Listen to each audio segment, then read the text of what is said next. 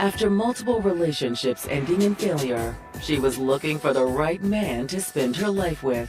She's trying to find people that will give her the love that she so greatly desires. Eventually, she met a man that was just as gorgeous as she was. She thought there's still hope for me, and I'm gonna seize this moment. But a violent encounter turns her fairy tale romance into a horror story. Her body was found in a ditch. There are numerous stab wounds. Whoever did this wanted to make sure that she suffered.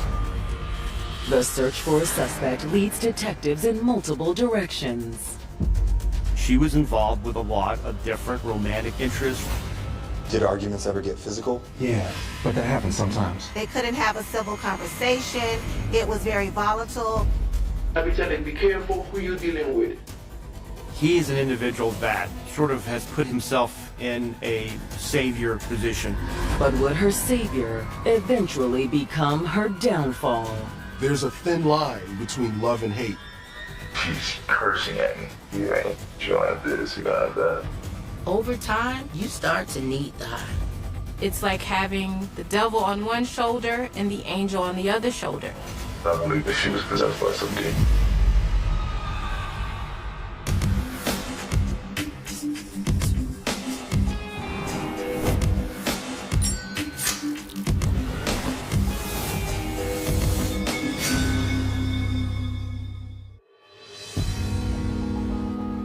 April 19, 2015. It's a warm Sunday morning in Delray Beach, a quaint coastal town along Florida's Atlantic shore.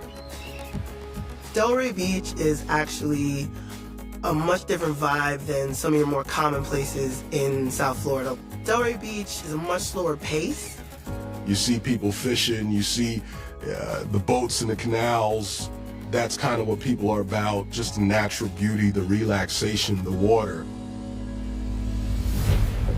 But around 9 a.m. this morning, a local resident is traveling along a remote stretch of road when he spots something unusual. He noticed something that looked suspicious in a ditch. And as he got closer, he did realize that it was a young lady. He sees her laying in the grass, unresponsive, and, he's not sure what's wrong. He contacts 911. First responders race to the location. Protocol when someone's unresponsive is to get to the scene as soon as possible, because there's a possibility that person still could be alive. They had no idea if this woman was having a medical issue or what was going on. When Palm Beach County deputies arrive on the scene, they quickly realize they're too late to help the young woman. The police get there, and it becomes immediately apparent that obviously she is deceased. Her body was cold to the touch, so police knew that she had been dead for some time. At that point, you realize there's no saving this person. Now your job is to preserve the scene. And as deputies begin to secure the area, they notice something lying near the woman's body. There was a wallet on the ground next to the body, and inside of that wallet, police found a ID card. They quickly identified who she was. Her name was Vanessa Williams. 28-year-old single mother Vanessa Williams had a smile that could light up a room. She was this beautiful young lady. She was very social and enjoyed spending time with her friends. Ambitious and caring to her core, Vanessa had always dreamed of becoming a therapist. But a relationship from her teenage years with a handsome classmate named Nate Tyler had taken her on a different path. They were high school sweethearts who were very much in love. Vanessa was so certain that they would go the distance that she even got Nate's name tattooed on her neck. But when she got pregnant, it caused a lot of friction between the two of them. The stress of teenage parenthood was too much for their relationship to bear, and the couple parted ways soon after the birth of their son. On her own, as a single parent, she resolved to give her son the best life she could manage. But she kind of had to put her dreams of becoming a therapist on hold. She was a wonderful mom. Vanessa managed to finish school while juggling motherhood. But instead of going to college, she jumped into a relationship with a new partner, a man named Stuart Bird. After graduating from high school, she pretty immediately fell in love with another man from town. They moved in together and he started helping her with her son. Well, hey there. How was work? Oh, busy. Stuart seemed like someone who would take care of her. He had a lot of love for his family, and that was something that Vanessa really appreciated about him. They talked about getting married and having kids together. But it was another union that wasn't meant to last. Their relationship eventually became a little bit toxic. They split up after 3 years together. By her mid-20s, Vanessa once again found herself struggling as a single mom. She went on with her life, trying to pick up the pieces, but she never gave up on love. She's trying to find different people that will give her the love she so greatly desires. And she's meeting disappointment after disappointment with the types of men that she's involved with. Finally, in 2011, Vanessa met a man who seemed different from the rest. Excuse me, miss? Yeah. I think you dropped this. Oh, thank you. John Chapman was a handsome military veteran, young, fit, knew how to present himself. They were two very good-looking young people who immediately were attracted to one another. I don't mean to be too forward, but do you think I can get your phone number? Sure. Yeah. As they got to know each other over the coming weeks, John and Vanessa realized they were both looking for the same things in life. John wanted a big family. He wanted kids. They realized maybe we could build this life together. So I've never really been with somebody who's felt like a life partner. I've always ended up alone. Those days are over. I promise. He was Prince Charming for her. So she and John Chapman fell in love. They started dating. Vanessa felt like she'd finally found a relationship that would last. Things were going really well for Vanessa this time around. With John's help at home, she was able to focus a little bit more on herself. She was working as a medical assistant during the day and taking classes at night so that she could work towards her dreams of becoming a therapist. But now, instead of seeing her dreams come true, Vanessa Williams has been found dead in a secluded area of Palm Beach County. Police quickly went into trying to find out what had happened to this beautiful young lady. They weren't sure if this was some sort of accident or if she was out walking when maybe she suffered some type of medical emergency. When detectives arrive on the scene, they move in for a closer look at Vanessa's body. When the police turn over the body, there are numerous stab wounds on her face, on her neck, on her back. Vanessa was stabbed over 23 times. Whoever did this wanted to make sure that she suffered bad. After a series of failed relationships, 28-year-old Vanessa Williams finally found a man to stand by her side. You have John as this military man, and he looks refined, and he's showing himself in a way that, hey, I'm strong and I can protect you. And this is the kind of strength that she's looking for. The happy couple was looking forward to a bright future together. But now, Vanessa has been found dead on the side of a remote road in Palm Beach County. It's the beginning of the investigation. They don't have all the information, but from what they've seen so far, this appears to be gruesome, violent. They were able to determine that Vanessa had been stabbed 23 times. The question now is, why? They find money, they find jewelry. Her chain is still on her. The fact those property pieces that were still there with her indicated not a robbery. They believe that this is a personal attack. This was someone who had malice and anger, and they took it out on Vanessa Williams. However, due to a lack of blood pooling, investigators suspect that the violent stabbing didn't happen here. Law enforcement concludes that she must have been killed somewhere else and brought to this location. It almost looked like there was an intent to try and hide her location, maybe a hasteful attempt at best. There are other things there that indicate that they left in a hurry. They see an indentation from where a tire was. They find a flip-flop. It looked like when Vanessa's body was dragged out of whatever vehicle it was in, all this other debris got dragged out with her. One item in particular stands out to the investigators. They find a floor mat from a vehicle that's soaked in blood, and they really want to know whose blood is this? Does this belong to the victim? It's also potential evidence for DNA from the assailant.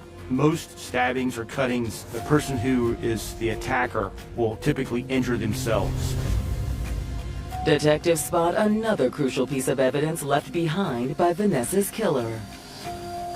They find a wooden-handled knife that looks like it could be the murder weapon. After the evidence is bagged and sent out for testing, Vanessa's body is transported to the medical examiner's office for an autopsy. Judging by the degree of lividity in Vanessa's body, the medical examiner believes that she had been dead for about 24 hours. Lividity is the accumulation of the blood in the lower extremities of the body. A blood test reveals another surprising new piece of information. That at the time of her death, Vanessa had a street drug known as Flocka in her system. Flocka came in, I believe, around 2015, 2014 in the Florida area here. There was a lot of reports of crazy behavior, zombie-like behavior, aggressiveness, extreme strength. Flocka took bath salts and it was manipulated, and it gave you a much more intense high and hallucinations, and anybody could pretty much get their hands on it. Immediately, law enforcement are thinking that maybe this was some drug deal gone wrong, maybe this was a drug user who had crossed someone. Armed with this new information, detectives begin trying to learn more about who their victim was. One of the things that they observed that the medical examiner told them about was that there is a tattoo on the back of Vanessa's neck, and the name of that tattoo was Nate. Vanessa's social media appears to confirm that she had a man in her life around the time she died. But his name isn't Nate. It's John Chapman. One of the first places police look is to the boyfriend. He is a former military guy, someone that police can identify with. When police spoke with John, he was devastated to find out what had happened to his girlfriend. He said that she was a wonderful mom, a great person. John strikes the detectives as sad, but not especially surprised. I was afraid something like this might happen. He said she had some habits that she had fallen into, involving drugs and alcohol. John tells the police that Vanessa's drug use had been getting worse lately. A lot worse. It started out, I just had a long day at work, and I just need a little something to take the edge off. But over time, you start to need the high. Vanessa had her struggles.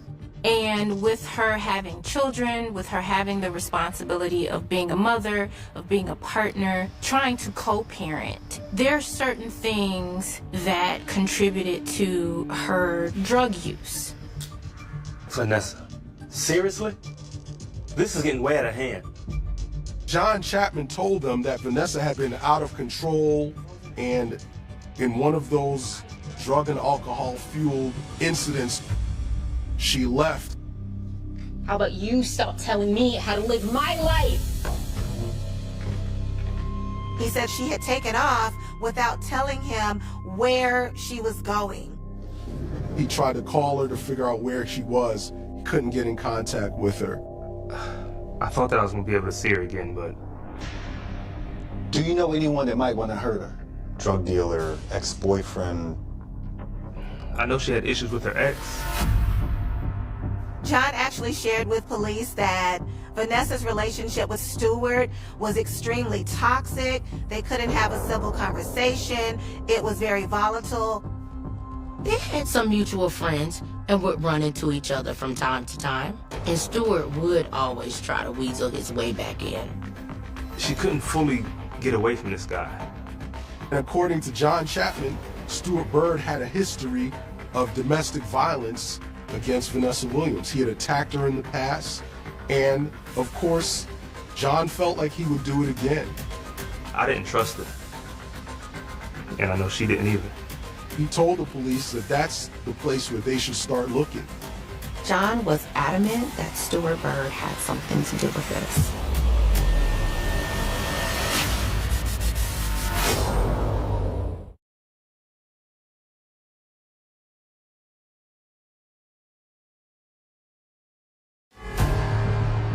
Vanessa Williams' boyfriend, John Chapman, has just told Palm Beach County Police that she was battling drug addiction in the months before she was murdered.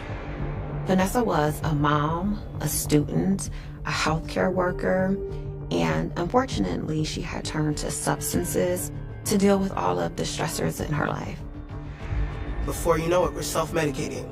And so where someone may say, you know, that could never be me, before you know it, it is you. According to John, Vanessa had been behaving increasingly erratically in the weeks before she was killed. And shortly before her body was discovered, she'd complained about running into her ex, Stewart Bird. After getting this information, police immediately went into the background of Stewart, and they discovered that he had an extensive record. He had burglary, domestic strangulation, grand theft, and child abuse. At that moment, Stewart Bird became suspect number one. But when detectives bring Stewart in for questioning, he seems shocked. Stewart denied having any responsibility for killing Vanessa. What? No. Listen, y'all have the wrong guy. However, he does acknowledge there were moments in their 3-year relationship he's not proud of. He admitted that things got pretty heated between them. Did arguments ever get physical between the two of you? Yeah. But that happens sometimes. With that relationship, there was domestic violence. It shows his ability, his possibility of creating a violent scenario with Vanessa. They want to know, where were you on the night of April the 18th? According to Stewart, he has an alibi for the night Vanessa was killed. Stewart Bird tells them, well, I was working all night. He gives them the name of his employer. You can call my supervisor right now, he'll tell you. Police were able to contact his employer, who confirmed that Stewart was definitely at work on the night that Vanessa was murdered. So now they're back to square one. Eager to drum up new leads, police shift their focus to the people who knew Vanessa best. Vanessa's parents lived about an hour away in Miami, and while they were still grieving the loss of their daughter, they were ready to talk to detectives. Vanessa's parents were devastated. It is extremely heartbreaking as a parent to know that your child was killed. Vanessa's parents tell detectives that their daughter had a long history of troubled relationships. I always tell them, men, it wants only your money and something else. Right. And I be telling them, be careful who you're dealing with. So in cases like this, either you have a lot of suspects or you have nobody. And this case had a lot of suspects. She was involved with a lot of different romantic interests. Vanessa's parents also confirm what John Chapman said in his interview about Vanessa's rampant drug use. She was using drugs. You know what kind of drugs? Cocaine? I don't know. That I don't know. She was dealing with a lot. It's like having the devil on one shoulder and the angel on the other shoulder. I have my responsibilities, but I don't know how to cope. Vanessa's parents say the last time they saw their daughter was about a week ago when she stopped by for a surprise visit. What time was that? Around 5 something. 5:30. What kind of car did she have? She didn't have a car. She said it's a friend car. She was driving a truck. What kind of truck? White, I think white, she's a Ford. The truck was alleged to have belonged to Corey Summers, a friend of hers. But other than Corey's name, Vanessa's parents know nothing about him. I met him once. Okay. After Vanessa left in Corey's truck, her parents never heard from her again. I started texting her, but I never had no response from her. Did you call her after that? Did you ever, after that point, talk to her again? Never. Based on this information, investigators want to speak with Corey Summers as soon as possible. The question now was, did Corey have a reason to want Vanessa dead?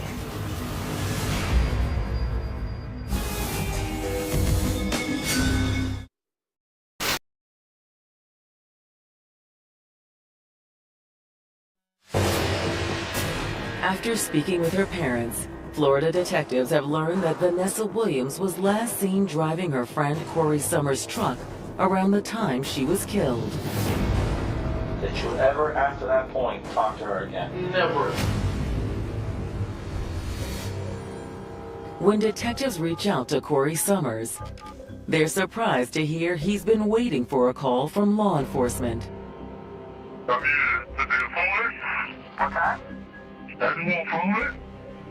Corey thought the police were calling about his truck, the one that he had allegedly let Vanessa borrow. Corey explains that he's a long-haul trucker who'd been out on the road until a few days earlier. When he came back from one of his long-haul trips on April 17th, his truck was missing.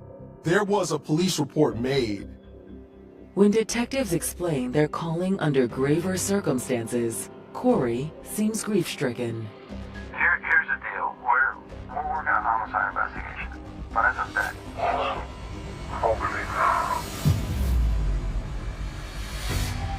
He agrees to come into the police station to give an official statement.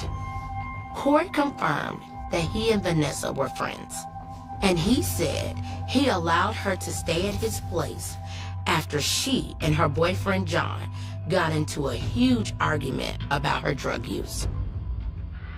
She asked me to stay. I told her okay because I don't ever hardly ever be home. He says that Vanessa has stayed with me from time to time. I've allowed her to crash here when she's needed to. I'll see her, and then I'll go out on the road for several days, and then I'll come back. Corey insists the relationship between them was entirely platonic. One of the things I gotta ask you, were you intimate at all, you and her? No. Never? No. Okay. Corey, he is an individual that sort of has put himself in a savior position. He tries to help people. He's trying to help Vanessa, trying to give her a place to stay. They had an arrangement where Corey would allow Vanessa to use his pickup truck while he was out on the road.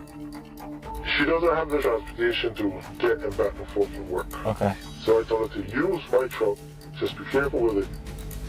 But the last time he got home, Corey says Vanessa and his truck were gone.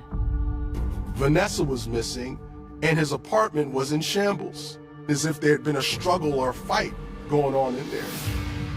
I know she had company, but I don't know who she had there. He didn't know what happened. He tried to reach out to her. He couldn't get in contact with her. In speaking with Corey, he seemed to be very forthcoming, very cooperative, very willing to help the police, but they are not sure if they are able to trust him. Again, I got to ask you this because if it comes out later on, I want to make sure we're clear. Did you guys have any intimate relationship between you two? No, a little bit ago. When was that? That was months ago. But before you told me that you didn't. We're not really sure if there's a relationship there. Maybe, maybe not. So you have to look at that. Was he jealous?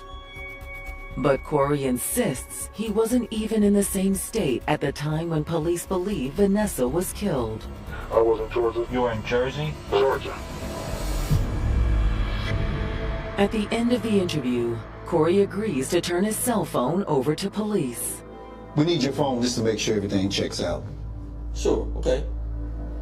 And while it's sent out for analysis, detectives track down the last name on their list. The father of Vanessa's oldest son, Nate Tyler. Although he and Vanessa broke up years ago, they were still on good terms for the sake of their son. They were extremely close, although they were only platonic. And according to Nate, the last time he saw Vanessa, she confided in him that she was struggling. You know, she had been telling me things weren't going well with John, her boyfriend. And she'd been staying with some other guy, Corey, I think. Yeah, we've already talked to Corey.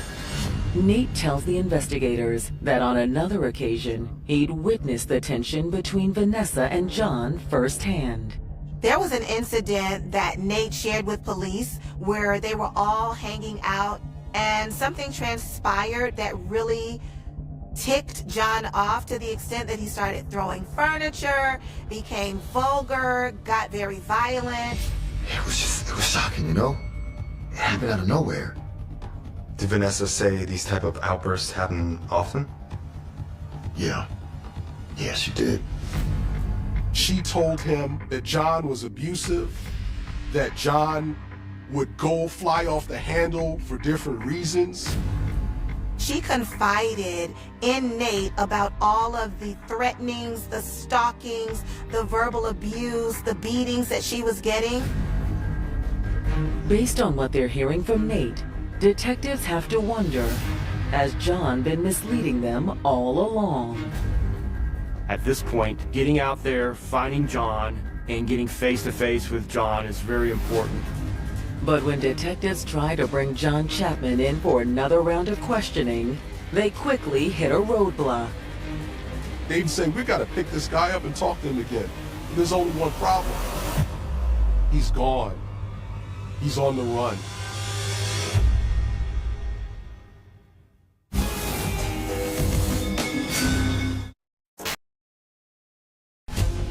In the spring of 2015, Palm Beach County investigators have had no shortage of suspects in the murder of 28-year-old Vanessa Williams. So far, they've spoken with her ex, Stuart Bird, close friend, Corey Summers, and even her high school sweetheart, Nate Tyler. But unfortunately, all three men seem to have airtight alibis. Thanks to phone records, police were able to confirm that their three prior suspects had not been in the area at the time Vanessa was murdered. Stewart was confirmed to be at work, and Corey in Georgia. And Nate was out of town visiting some friends. However, in speaking with Nate Tyler, investigators have unearthed a new suspect, a man they're already familiar with, Vanessa's most recent boyfriend, John Chapman. According to Nate, Vanessa had confided in him about her very tumultuous relationship with John. John had been abusing her, both physically and verbally. She was trying to get away from John. She was trying to cut ties with him. He conducted himself in a way that was reckless, dangerous, and possibly deadly. Detectives want to speak with John Chapman again as soon as possible, but they'll have to find him first. He's gone. He's on the run. He wasn't at home or at work. He wasn't answering his phone. Detectives think John may be traveling in Corey Summers' missing pickup truck. And before long, they receive a promising tip about the stolen vehicle's location. There was actually an APB put out on Corey's truck, and they found it in front of the home of a Lana Palmer. Lana Palmer is alleged to have been romantically involved with John Chapman. They had an on-again, off-again relationship between the two of them. By the time police respond, the truck is gone. They go in there, no John Chapman, but they do find Lana Palmer. Can I help you? When they questioned Lana about the truck in front of her home, she admitted that John had come by. The last time that she saw John Chapman, on April the 18th, he came there driving a white truck, clothes covered in blood. John? Oh my God, what did you do? He was very bloody. He looked like he had been through just too much. And showing up to her home, asking for refuge, if you will. She asked him, "What happened, John?" He said he'd been fighting with someone. I could tell he was lying, though. Baby, I had to defend myself. He told her that he had gotten into a fight with one of Vanessa's ex-boyfriends. She didn't believe the story, but since he was acting so weird, she just allowed him to come inside, take a shower, and clean up. Okay, just go rinse all that off, please. But after John washed up, Lana witnessed more strange behavior from him. She saw him take a SIM card out of a phone and rip it in half. She realized that there was something awry here, and the story that he was given just didn't line up. I don't know what you're up to, but I want you out. Told him to get out, and he did. Do you have any idea where you may have went? No, not a clue. She said he took his things and he left. Lana insists she hasn't seen or heard from John since that night. And with no other leads on their suspect's location, investigators are back at square one. They start to intensify their efforts to find him because the clock is ticking. As an investigator, you need to get to John as soon as possible. Police reached out to law enforcement agencies in the surrounding areas to be on the lookout for John. They also enlisted the aid of the U.S. Marshals to help look for him. Soon, their efforts pay off. Eventually, they got a tip that the truck had been seen in Miami. The tip led them to an apartment complex where they found the truck parked outside. And inside the truck, police make an alarming discovery. There's blood everywhere. Based on the amount of blood, police believe that this may be where Vanessa was killed. They found a green purse that they thought must have belonged to Vanessa, as well as a flip-flop that matched the one found at the body's dump site. Now more than ever, investigators know they need to track down John Chapman. Investigators go door to door looking for John Chapman. They don't find him anywhere. But what they do discover is near to that apartment complex is a homeless shelter. Inside the homeless shelter, police finally locate John. As he's getting dressed, they take him into custody. The police have their man. Back in Palm Beach, detectives are eager to sit down with their #1 suspect. They immediately started peppering him with questions about what had happened to Vanessa, and to their surprise, he didn't hold back. Vanessa was, she wasn't herself at all. I had to kill her. John finally confessed to the murder. But that's not all he says. He tells them that it was in self-defense. He said she attacked him with a knife. I believe that she was possessed by some demon.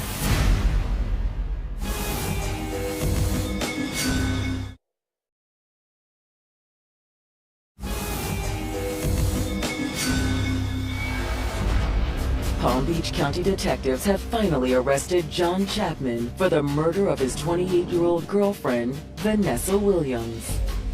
They take him into custody and they start to question him. Now in the interrogation room, John has just made a stunning confession. She wasn't herself at all. I had to kill her. He tells them that it was in self-defense. I would hate to say that I'm a spiritual person. Okay. But I believe that she was possessed by something. John tells the investigators it all started when he went to see Vanessa at Corey Summers' house on the night of April 18th. Let's start with what led to this. Drugs. Drugs?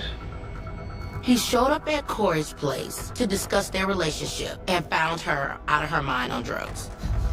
When I got there, I realized that there was a lot of meth in the carpet. Vanessa, what the hell are you doing? He found Vanessa Williams searching the carpet for Flocka flakes. He says now that he realized how deep in addiction she is, he realizes that he no longer wants to be with Vanessa. John, can you help me?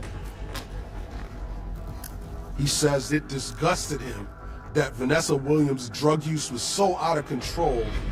John tells detectives he was ready to leave soon after arriving, but he was stranded. He'd gotten dropped off at Corey's house, so he needed a ride back home. I just wanted that ride back to Cape. And I'm like, hey, let's have fun. Let's go ahead and let's head back to Cape. Let's party. What did you say that with drugs, everything? Yeah. John, with his narcissistic personality, realized that Vanessa was battling an addiction, and he was using that to control her. On the drive to Cape Coral, the couple stopped to get some fast food. But as the sun set and they finished their meal, they got into a tense argument in the restaurant parking lot. John was upset with Vanessa about her drug use, and Vanessa was upset with John in regards to the way he had been treating her in the relationship. She's cursing at me, telling me, you ain't doing this, you gotta have that. Eventually, John says he had enough. I really just wanted her to feel what I felt. And I'm not gonna, I don't know how else to say it.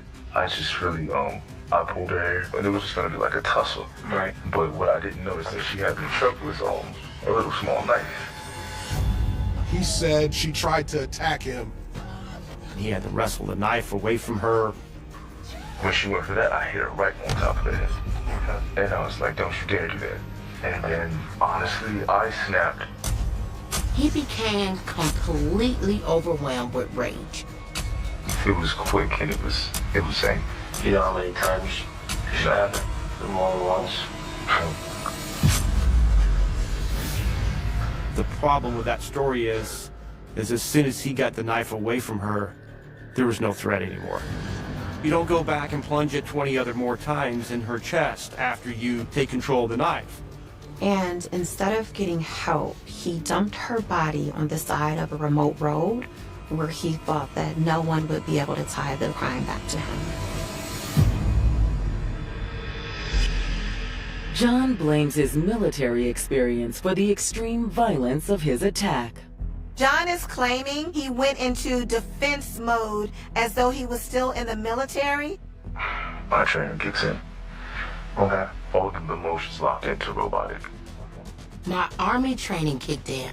It's not an excuse to kill someone. Besides that, John admitted he started the physical altercation. So in reality, Vanessa was the one defending herself when she grabbed that knife. John Chapman, at the end of their investigation, was booked and charged for murder. At trial in January of 2018, the jury agrees with investigators. John's murder of Vanessa can't be chalked up to self-defense. In the end, his self-defense was not bought by the jury. They found him guilty of second-degree murder, and the judge sentenced him to 48 years in prison. John was very lucky that he was not sentenced to death and that he wound up being convicted with second-degree murder. That was because in the state of Florida, if it's a crime of passion, you can get second-degree murder. Vanessa Williams will never get the chance to see what her future might have been, all because of the rage of John Chapman. Vanessa was trying to turn her life around and have a better future for herself and her children. Vanessa may not have been the perfect person, but she was really doing her best and trying to get back to a good place. John Chapman was deceiving to many, and unfortunately, he deceived Vanessa Williams into thinking he was a good and decent person, someone she could build a family with, someone she should have a relationship with. And unfortunately, it cost her life. The man who terrorized California for more than a decade did not look like a monster. That was the first thing investigators would say later, long after the headlines exploded across television screens, long after entire neighborhoods realized evil had been living quietly among them the whole time. He looked ordinary, forgettable, the kind of man people passed every day without noticing twice. He mowed his lawn. He argued with neighbors. He stood in supermarket checkout lines holding bags of groceries while exhausted parents dragged screaming children through fluorescent aisles nearby. He raised daughters. He attended family gatherings. He lived inside the safe, comfortable illusion of suburban America, while police departments across California spent decades hunting a phantom they could never catch. And somewhere buried beneath that ordinary life was one of the most violent predators in American criminal history, a man investigators believe broke into more than 100 homes, assaulted over 50 women, and murdered at least 13 people before disappearing into silence as if the earth itself had swallowed him whole. The nightmare began quietly, too quietly. June 18, 1976. Rancho Cordova, California. A warm summer night, hanging heavy over rows of peaceful suburban homes where people slept with windows cracked open to let the air drift inside. There were no alarms screaming into the darkness, no barking dogs warning of danger, no shattered windows, just silence. Then suddenly, sometime after midnight, a masked intruder appeared inside a young couple's bedroom holding a flashlight and a handgun. The beam cut violently through the darkness. The husband barely had time to react before the stranger ordered both victims face down onto the bed. His voice was low, controlled, calm enough to make the entire situation feel even more terrifying. The attacker tied the husband's hands and stacked ceramic dishes carefully on his back, whispering that if he heard them rattle, he would kill them both instantly.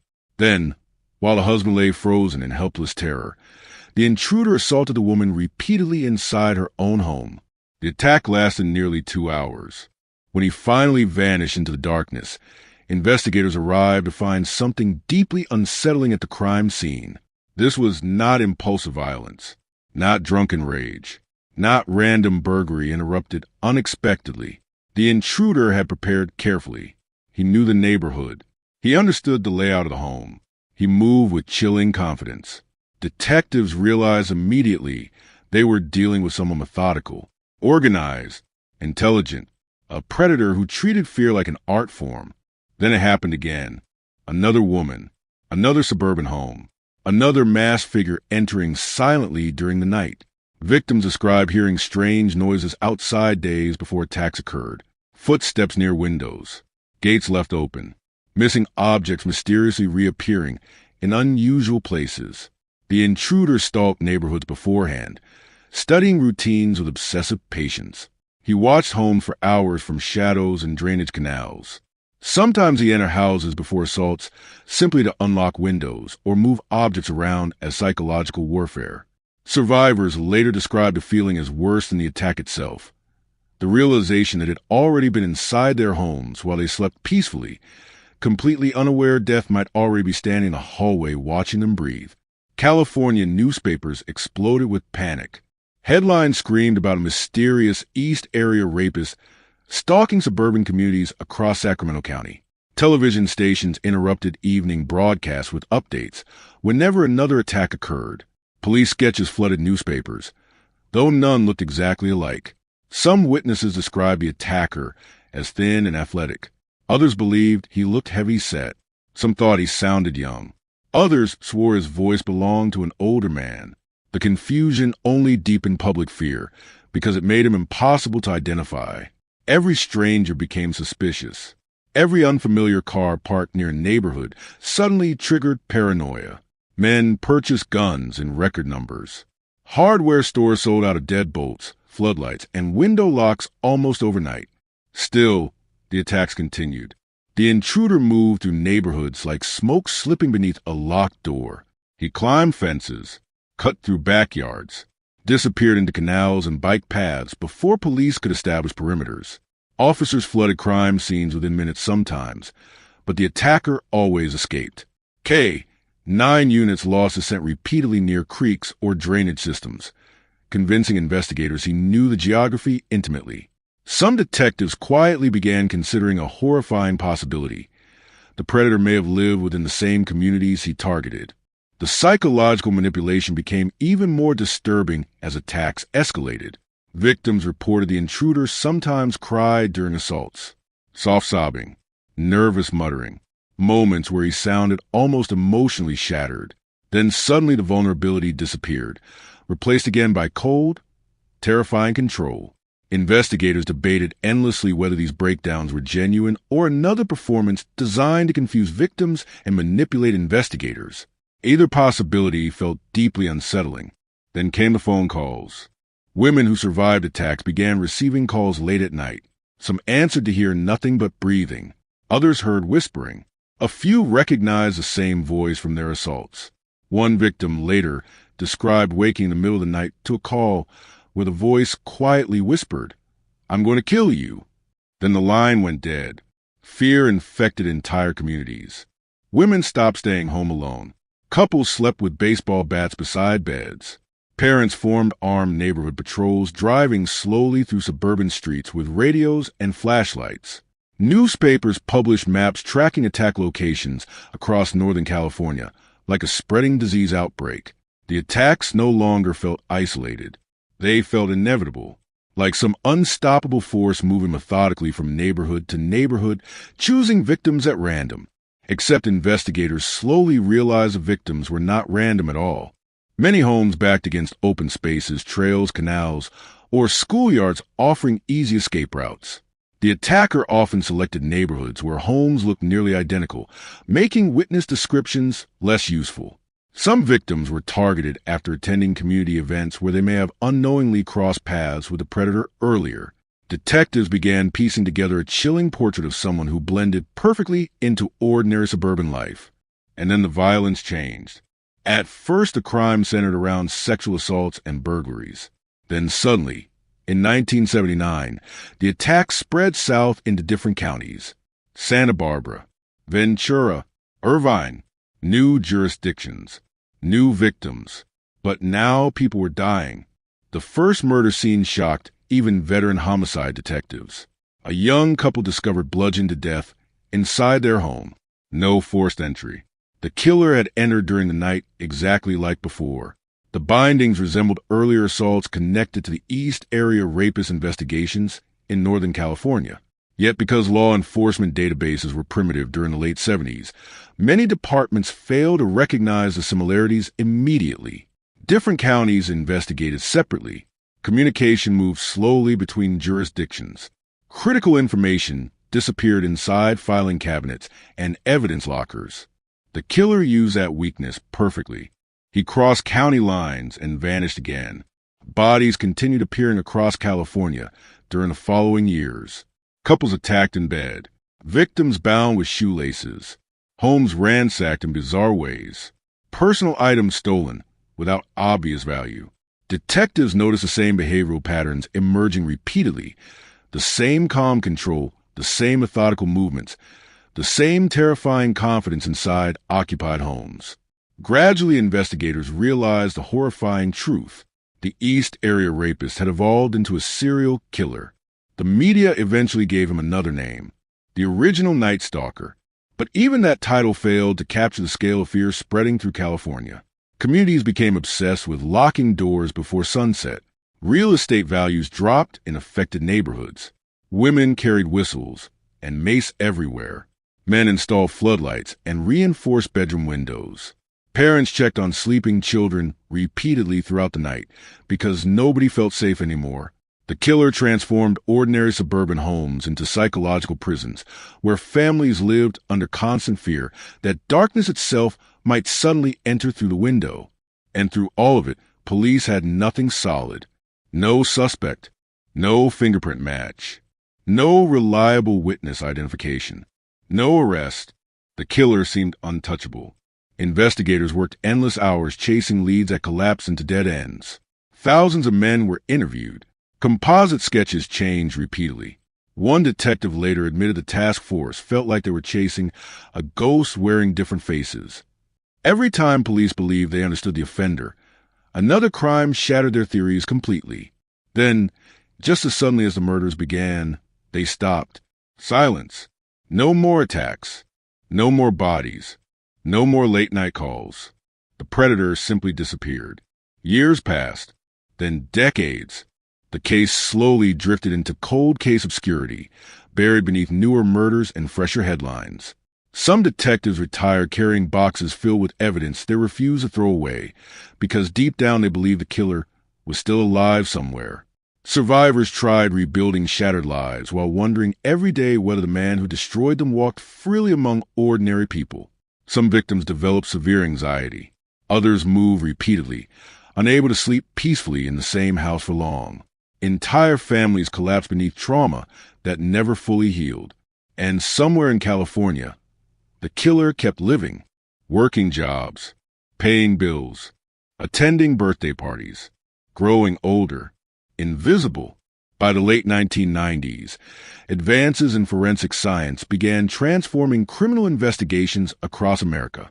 DNA testing suddenly offered hope in cases once considered impossible to solve. Evidence collected decades earlier could now reveal genetic profiles hidden inside microscopic traces of biological material. Detectives reopened old evidence boxes from forgotten crimes, searching desperately for anything preserved well enough to test. What they found stunned them. The DNA connected multiple unsolved attacks across California into one horrifying chain. The East Area Rapist, the original Night Stalker, the Visalia Ransacker, one offender, one predator, one man responsible for years of terror stretching across the entire state.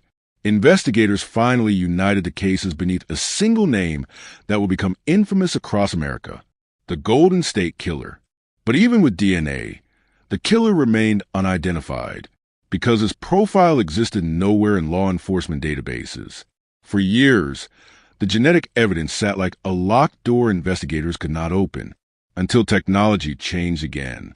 For years, the Golden State Killer existed only as fragments, a flashlight beam cutting through darkness, a trembling voice whispering threats inside suburban bedrooms, footsteps outside windows at 2 a.m.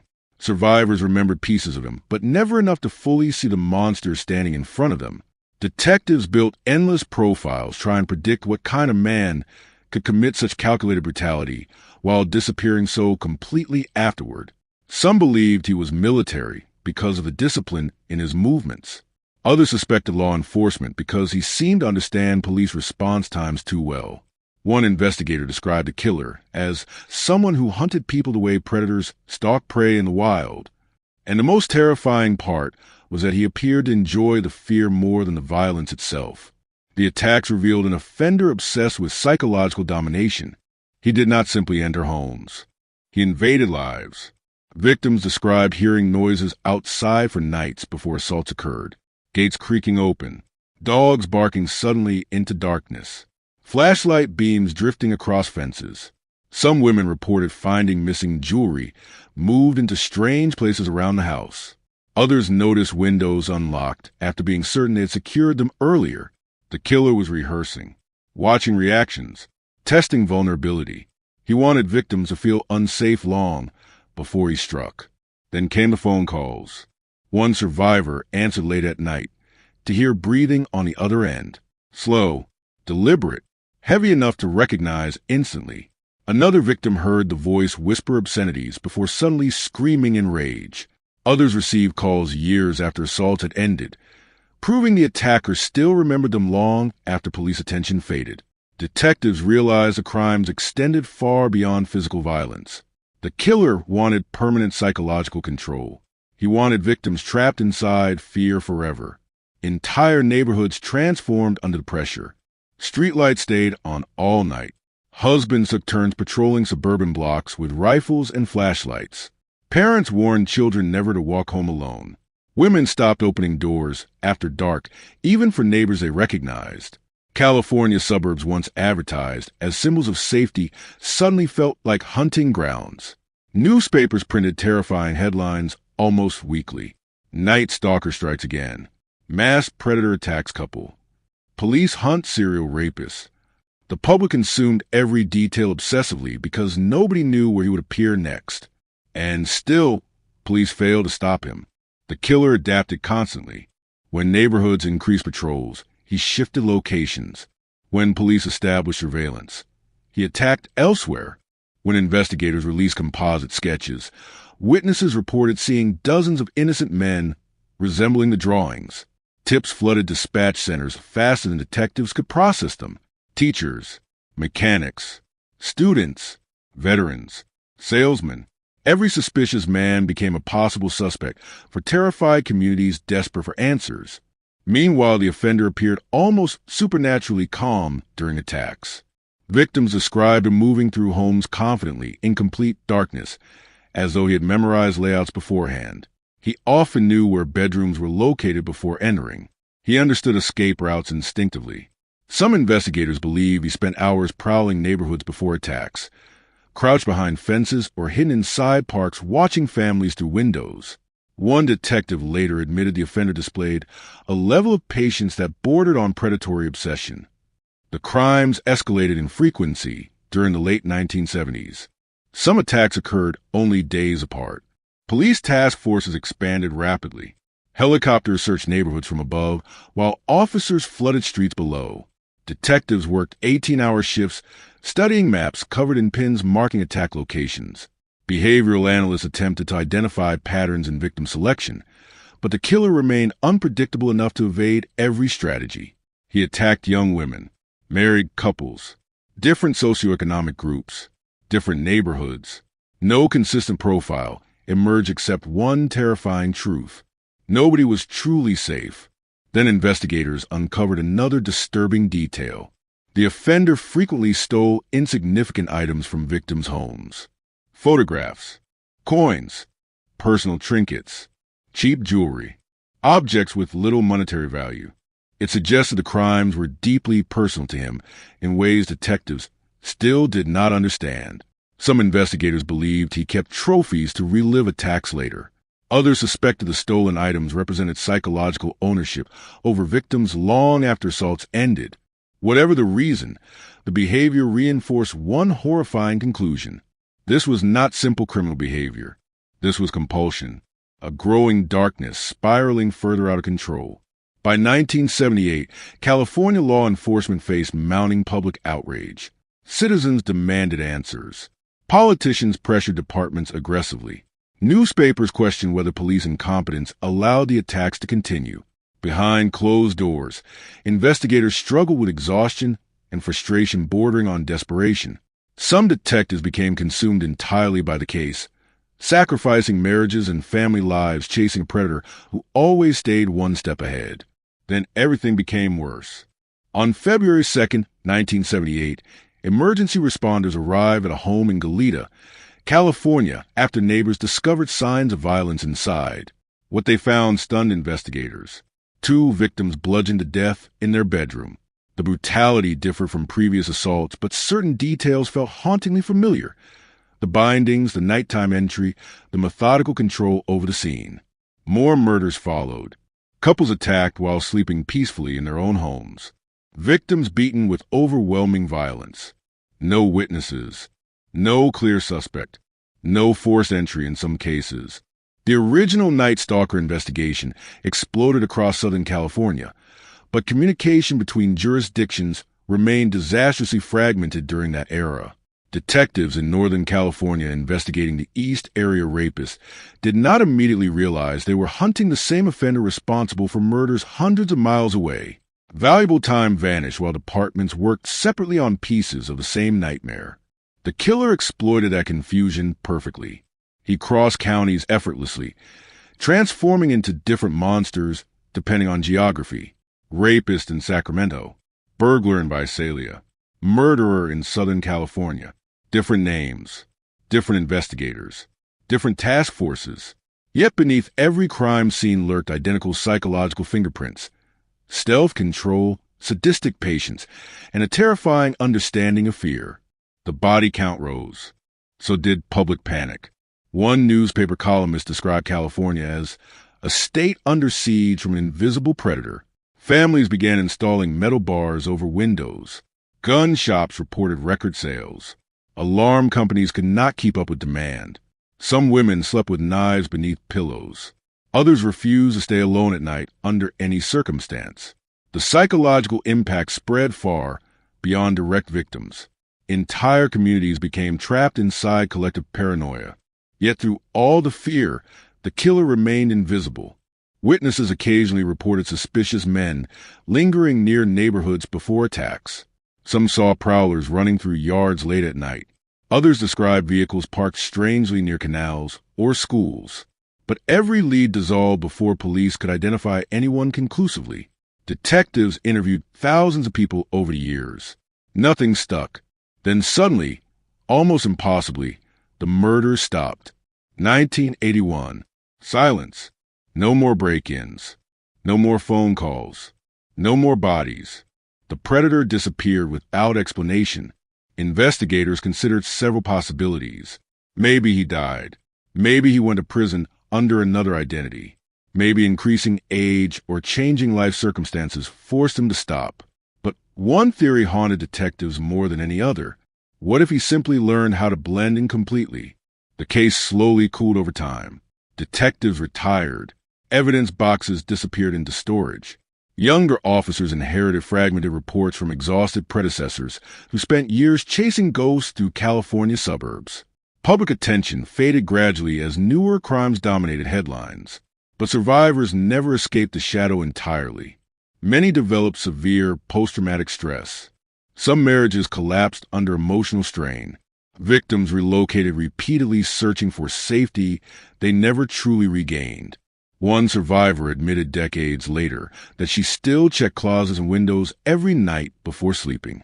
Another described hearing noises outside her house and instantly reliving the attack even 30 years later.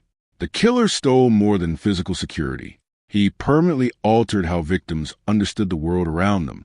And while those survivors struggled to heal, the man responsible continued living freely somewhere in America, possibly married, possibly working ordinary jobs, possibly sitting beside unsuspecting neighbors during backyard barbecues, while nobody realized they were speaking casually with one of the most dangerous criminals in modern history. Then forensic science changed everything. By the late 1990s and early 2000s, DNA technology advanced dramatically. Cold case investigators reopened evidence collected decades earlier from rape kits and murder scenes. Laboratories developed more sophisticated methods capable of extracting genetic material from tiny degraded samples once considered useless. Detectives across California revisited old files hoping science might finally succeed where traditional policing had failed. The breakthrough came gradually. DNA profiles connected the East Area rapist attacks in Northern California to the original Night Stalker murders in Southern California with undeniable certainty. Investigators realized they had spent decades hunting one offender under multiple names. The revelation shocked law enforcement. The scale of violence attributed to a single predator suddenly became horrifyingly clear. The media introduced a new title unifying the crimes forever: the Golden State Killer. The name spread instantly across television broadcasts, newspapers, documentaries, and true crime books. Public fascination reignited. Survivors began speaking publicly again. Retired detectives returned to consult on investigations they once believed would never be solved. But despite the DNA evidence, one massive problem remained. The genetic profile matched nobody in criminal databases. The killer had either never been arrested for a qualifying offense or had somehow avoided entering the system entirely. Years passed again. Still no suspect. Still no arrest. The evidence proved the killer existed, but not who he was. Then a revolutionary investigative strategy emerged from an entirely different world. Consumer genealogy websites. Ordinary people mailed saliva samples to private companies hoping to discover family ancestry, distant relatives, or ethnic origins. Millions uploaded genetic information voluntarily into public databases without imagining detectives might someday use that data to hunt murderers. Cold case investigators saw an opportunity. Instead of searching for the killer directly, they searched for relatives. And somewhere hidden inside thousands of DNA profiles, investigators found the first crack in the monster's invisibility. The breakthrough did not come from a fingerprint, not from a confession, not from a surviving witness, suddenly remembering the missing detail investigators had spent 40 years chasing. It came from ordinary people curious about their ancestry. Millions of Americans had mailed DNA samples to genealogy companies hoping to discover where their families came from, never imagining those same databases would someday help detectives hunt one of the most terrifying predators in modern criminal history. The Golden State Killer had survived every traditional investigation. He escaped patrol officers, detectives, surveillance teams, behavioral analysts, and decades of media attention. But technology was evolving faster than the man who once believed he was untouchable. By 2017, cold case investigators were desperate enough to try something radical. Instead of looking for the killer directly, they searched for people genetically related to him. The strategy sounded almost impossible at first.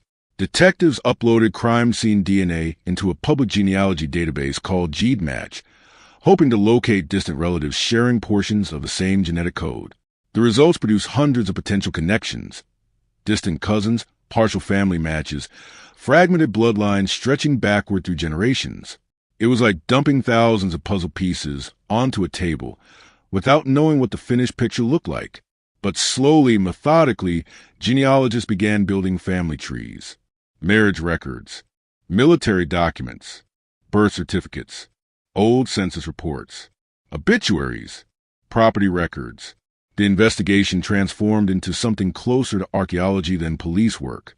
Teams spent months tracing relatives through decades of American history, narrowing possibilities branch by branch. Thousands of names became hundreds. Hundreds became dozens. Detectives focused on men matching certain criteria: age, geography, military background, criminal behavior patterns. The closer they looked, the more one name kept resurfacing quietly beneath the noise.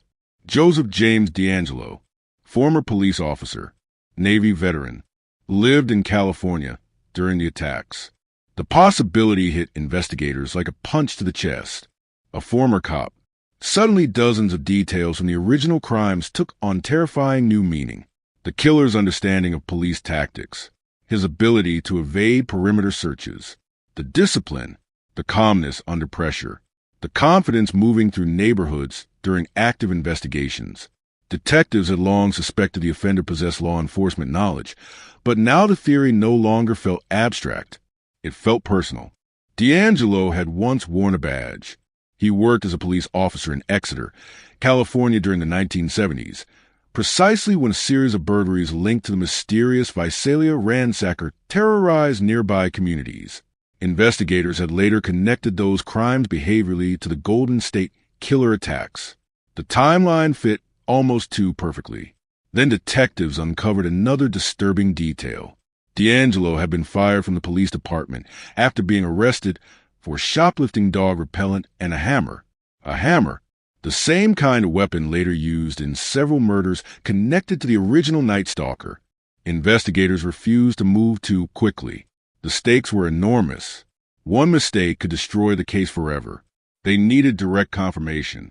DNA. So they began watching him. Surveillance teams followed D'Angelo through suburban Sacramento neighborhoods, documenting ordinary routines that felt surreal when compared against the monstrous crimes investigators believed he committed. He watered his lawn. He rode a motorcycle. He muttered angrily to himself sometimes while walking outside. Neighbors described him as irritable, strange, occasionally explosive over small disagreements.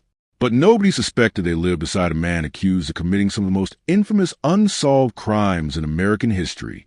One former neighbor later admitted the news made her physically sick. He was just there, she said, right there all those years. Investigators needed his DNA without alerting him. They waited patiently. One evening, surveillance officers collected an item discarded from his vehicle. Another sample reportedly came from a tissue retrieved from household trash. The evidence moved quietly into forensic laboratories where technicians compared the genetic profile against biological evidence preserved from crime scenes decades earlier. The result came back undeniable. It matched. After more than 40 years, the ghost finally had a name. On April 24th, 2018, police moved in. The arrest unfolded with shocking simplicity. No violent standoff. No desperate escape attempt. Officers surrounded D'Angelo outside his suburban home, while helicopters circled overhead. Neighbors emerged cautiously onto sidewalks, trying to understand why unmarked vehicles suddenly flooded their quiet street. Some assumed drugs. Others suspected financial crimes. Then, whispers spread through the crowd like electricity. Golden State Killer. The word sounded unreal. Reporters descended instantly. News helicopters filled the sky. Television networks interrupted programming nationwide. Former detectives who spent decades chasing the case broke down emotionally during interviews. Survivors stared at screens in disbelief. Many had reached a point where they believed the killer would die unidentified forever. But the greatest shock came from how ordinary he looked. An elderly man with gray hair, standing silently in handcuffs beneath flashing police lights. No dramatic appearance. No cinematic evil visible on his face. Just another aging suburban grandfather surrounded by officers. That image haunted the country immediately, because it forced people to confront a terrifying truth. Monsters do not always look monstrous. Inside interrogation rooms, investigators attempted to draw D'Angelo into conversation carefully. At first, he appeared confused, muttering to himself, speaking in fragments as though mentally deteriorating.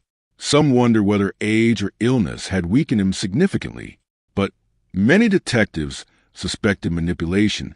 The Golden State Killer had spent decades controlling narratives, confusing victims, adapting behavior to survive. Nothing about him felt accidental. Then came one chilling moment investigators would never forget. Alone inside a room, D'Angelo reportedly whispered to himself, "I did all those things. I destroyed all those lives." The word sent shockwaves through the investigation.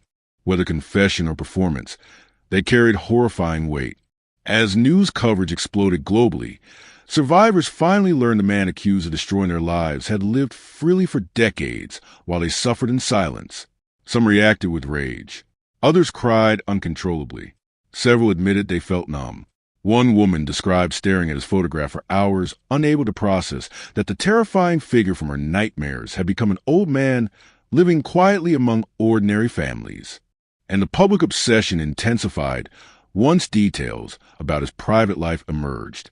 He had been married, raised children, attended birthday parties, hosted family dinners. Neighbors remembered seeing him doing yard work.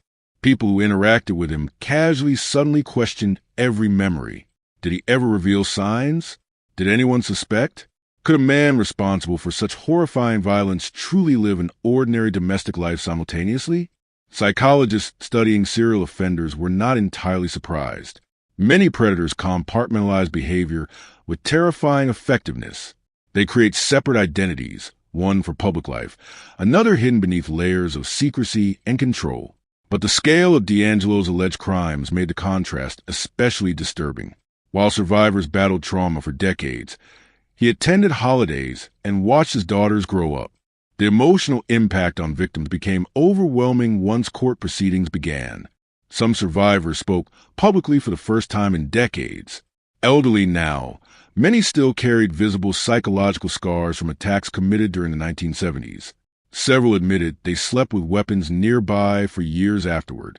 Some marriages collapsed beneath trauma. Others described lifelong anxiety, panic attacks, or inability to trust strangers.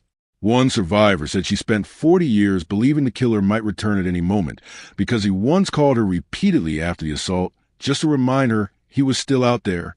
The fear never truly ended. Courtrooms filled with journalists, former detectives, victims, and relatives desperate to witness justice finally arriving after decades of silence. D'Angelo often sat motionless in a wheelchair, appearing frail and weak. Yet many survivors refused to see vulnerability. To them, he remained a masked intruder standing over beds in darkness, threatening lives with absolute control. Then prosecutors revealed another horrifying detail. Investigators believe the known crimes represented only a fraction of his actual violence. Many burglaries and assaults from the same era remained unsolved. Some detectives suspected additional murders may never be connected conclusively.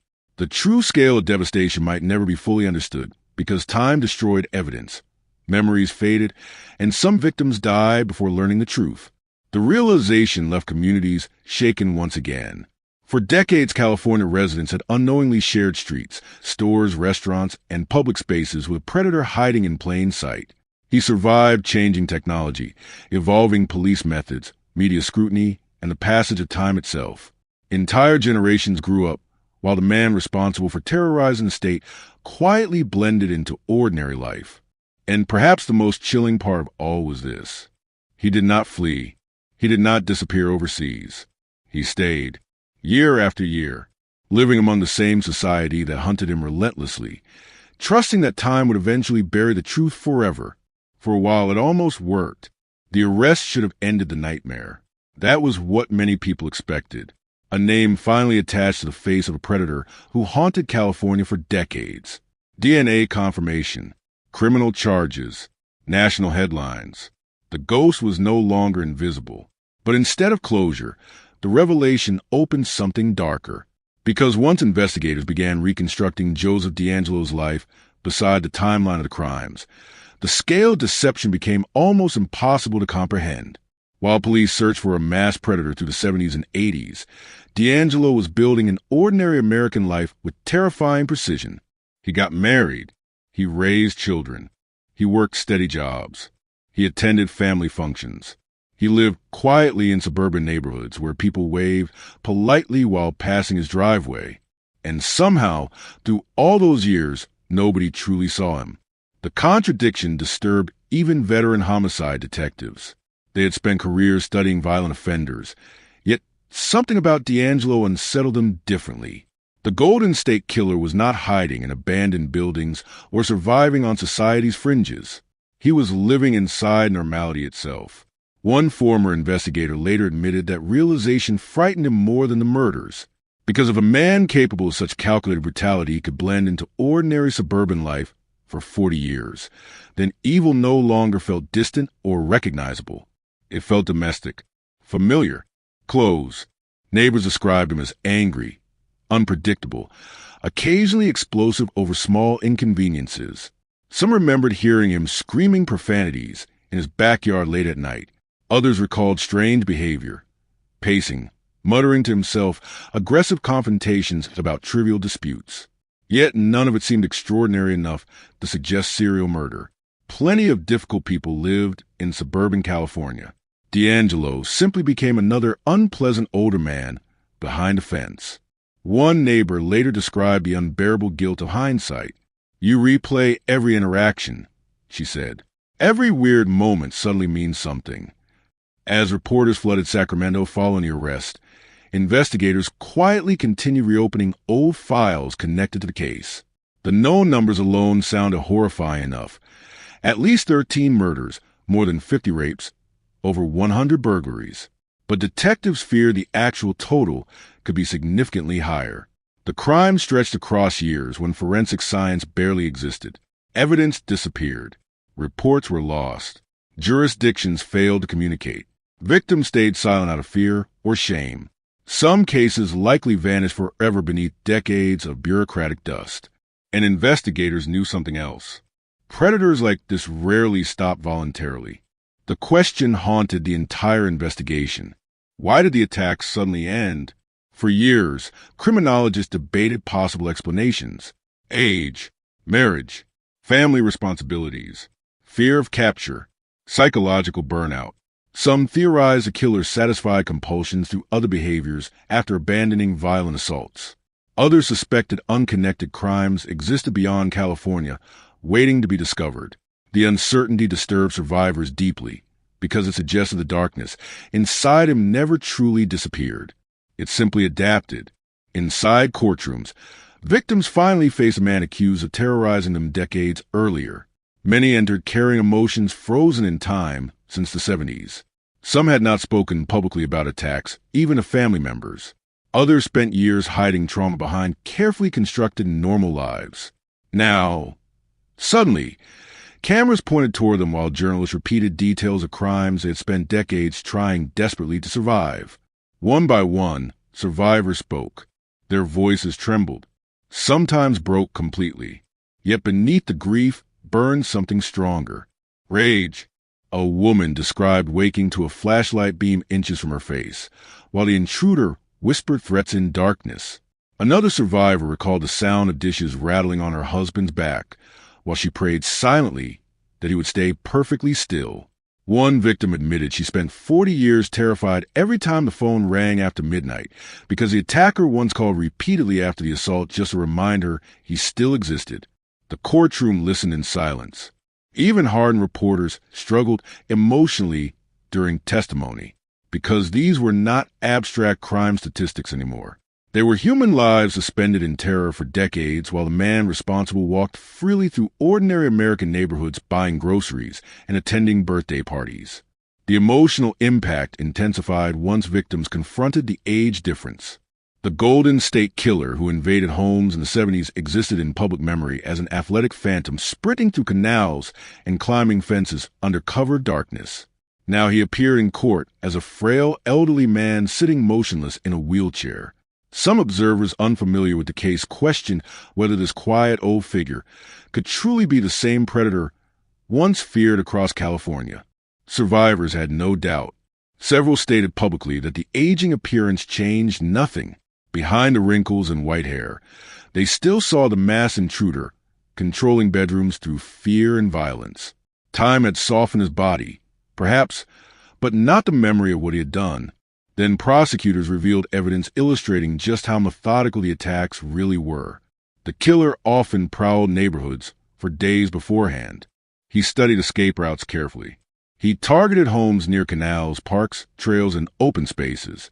He brought pre-cut shoelaces to bind victims.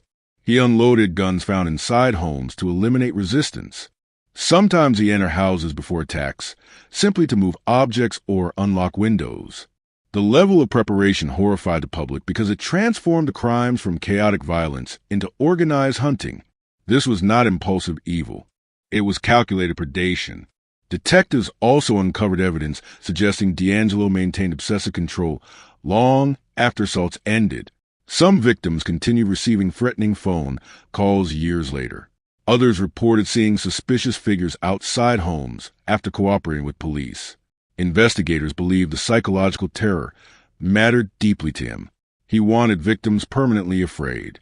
And for many, that fear never left. One woman testified she still checked every door and window multiple times before sleeping even 40 years later. Another admitted she could never fully relax alone inside a house again. Some victims developed chronic anxiety disorders. Others suffered recurring nightmares well into old age. The attacks became invisible wounds carried through entire lifetimes. Meanwhile, public fascination with the case exploded globally. Documentaries appeared almost immediately. News channels replayed archival footage from the 70s beside fresh images of D'Angelo in custody. Podcasts dissected timelines obsessively. Former detectives became media figures overnight, recounting decades spent chasing shadows through California suburbs. True crime communities treated the arrest like the ending of an impossible mystery, once believed unsolvable forever.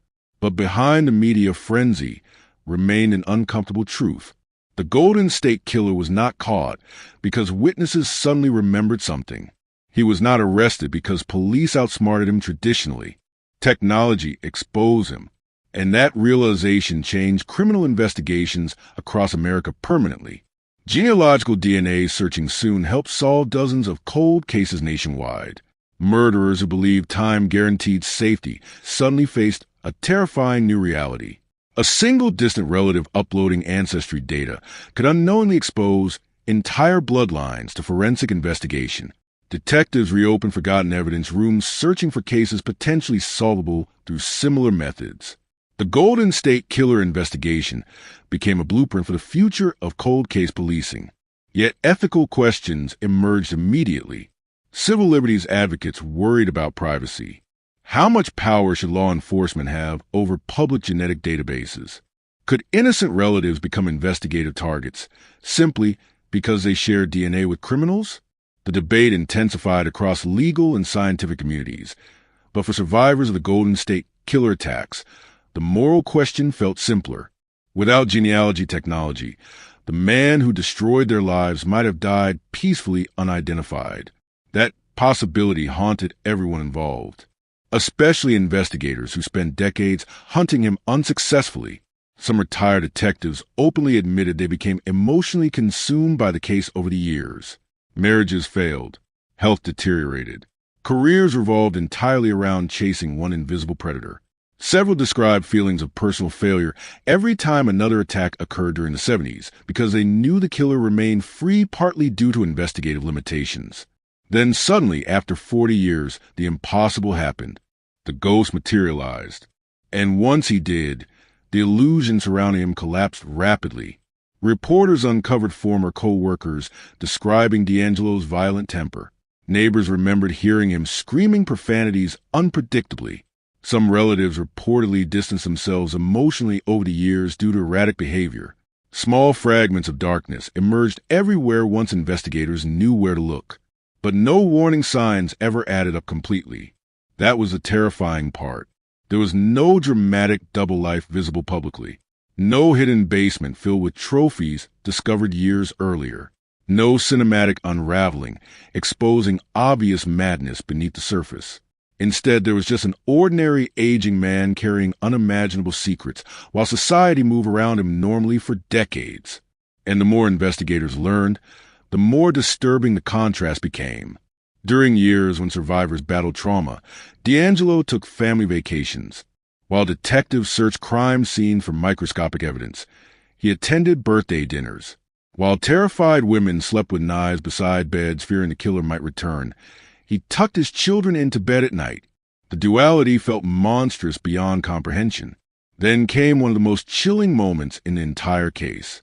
Prosecutors revealed evidence suggesting D'Angelo may have followed media coverage obsessively over the years. Investigators believed he likely watched documentaries, read newspaper articles, and monitored public discussions about the crimes committed under masks decades earlier. The possibility meant he spent years quietly observing investigators struggle, while knowing they still had no idea who he really was. Imagine the confidence required for that, the arrogance, to sit in living rooms watching television reports about murders you committed while the world searches desperately for someone else. The realization sickened survivors. For decades, they imagined the killer hiding somewhere in fear of capture. Instead, investigators now believed he may have felt secure enough to remain in the same state where crimes occurred, trusting that time itself protected him better than any disguise ever could. And for 40 years, he was right. Long before the name Golden State Killer existed, before DNA technology transformed cold case investigations into digital manhunts, before survivors finally saw an old man sitting silently in court, there was only fear. Raw, spreading fear moving through California suburbs like poison in the bloodstream. In the late 1970s, entire communities lived beneath the suffocating belief that something evil was watching from the darkness just beyond backyard fences. Women checked locks 3 or 4 times before bed. Men slept with loaded firearms beside mattresses. Parents stared through windows late at night, searching empty streets for movement. And somewhere nearby, hidden behind ordinary routines and smiling public appearances, Joseph D'Angelo allegedly prepared for his next attack with terrifying patience. Investigators later realized the killer did not simply attack victims. He hunted them. The preparation often began days earlier, sometimes weeks. Survivors described hearing strange noises outside homes before assaults occurred, footsteps near bedroom windows. rustling bushes, gates opening quietly in the middle of the night, dogs barking toward darkness with no visible cause. Some victims noticed objects disappearing and reappearing later in bizarre locations. Others found signs someone had entered their homes without stealing anything. Detectives came to believe the offender frequently prowled neighborhoods beforehand, studying routines obsessively while choosing targets with surgical calculation. He watched people, learned schedules, memorized escape routes, counted police response times, and perhaps most horrifying of all, investigators suspected he experienced excitement long before assaults actually occurred. The stalking itself became part of the ritual. One survivor later described the psychological horror perfectly. You realize afterward he probably knew more about your life than some friends did. The attacks themselves unfolded with terrifying precision. The intruder usually struck after midnight when neighborhoods fell completely silent. He slipped through unlocked windows or forced entry. So, quietly, many victims never woke until flashlight beam hit their faces. Couples described the same nightmare repeatedly. Sudden light exploding inside dark bedrooms. A masked figure standing over the bed holding a handgun. Commands whispered in cold, controlled tones while panic froze the room instantly. Then came the bindings. Shoelaces, pre-cut lengths prepared beforehand. The detail haunted investigators because it proved the offender arrived organized and deliberate. This was not spontaneous violence. He planned every movement carefully. Male victims were often forced face down while dishes or objects were balanced on their backs. If they moved, if the plates rattled, the killer threatened immediate execution. Survivors later admitted the psychological torment of helplessness remained one of the deepest scars left behind. And through it all, the intruder remained eerily calm. Victims described moments where he whispered softly to himself while moving through homes. Sometimes he sounded nervous, even emotional. Other times his voice became completely detached, almost mechanical. Detectives struggled for years to understand whether these mood shifts reflected genuine psychological instability or deliberate manipulation designed to confuse victims. Either explanation terrified them, because both suggested someone deeply dangerous. The media coverage intensified with every attack. California newspapers published maps tracking incidents across suburban communities. Television anchors warned viewers nightly about the East Area rapist. Sketch artists released composite drawings based on fragmented witness accounts, but no image captured him clearly. Some sketches showed a young athletic man. Others depicted heavier features. Witness descriptions contradicted each other constantly because victims usually saw him briefly in darkness under unimaginable stress. The uncertainty became its own kind of nightmare. Anyone could be the killer, a co-worker, a neighbor, a stranger walking through a grocery store. One detective later recalled how paranoia infected entire communities. People stopped trusting unfamiliar vehicles parked on residential streets. Men jogging after dark were reported to police repeatedly. Some residents even suspected neighbors based on trivial behavior. California suburbs transformed into landscapes of suspicion where everyone feared the monster might already live nearby. And investigators quietly feared the same thing, because the killer's knowledge of local geography seemed almost impossible otherwise. He escaped through canals, parks, bike trails, drainage systems. He disappeared before police could establish effective perimeters. 9 teams repeatedly lost ascent near open spaces connecting neighborhoods. The offender moved confidently through suburban layouts, like someone deeply familiar with the terrain. Then came another disturbing realization. Some attacks suggested military or law enforcement training. The offender demonstrated discipline under pressure. He controlled victims efficiently. He avoided leaving evidence. He monitored police activity intelligently. Detectives working the case privately debated whether the killer possessed professional experience related to tactical movement or criminal investigation. The theory remained speculative for decades, until Joseph D'Angelo entered the picture. Former police officer, former Navy serviceman. Suddenly, years of strange investigative details began aligning with horrifying clarity. But during the 70s, investigators had no idea who they were truly hunting. They only understood the scale of terror spreading across California. Every new attack amplified public outrage. Citizens demanded answers. Politicians pressured law enforcement aggressively. Task forces formed across multiple jurisdictions. Yet communication failures constantly undermined progress. Departments hoarded information. Records moved slowly. Jurisdictional boundaries fragmented investigations into disconnected pieces.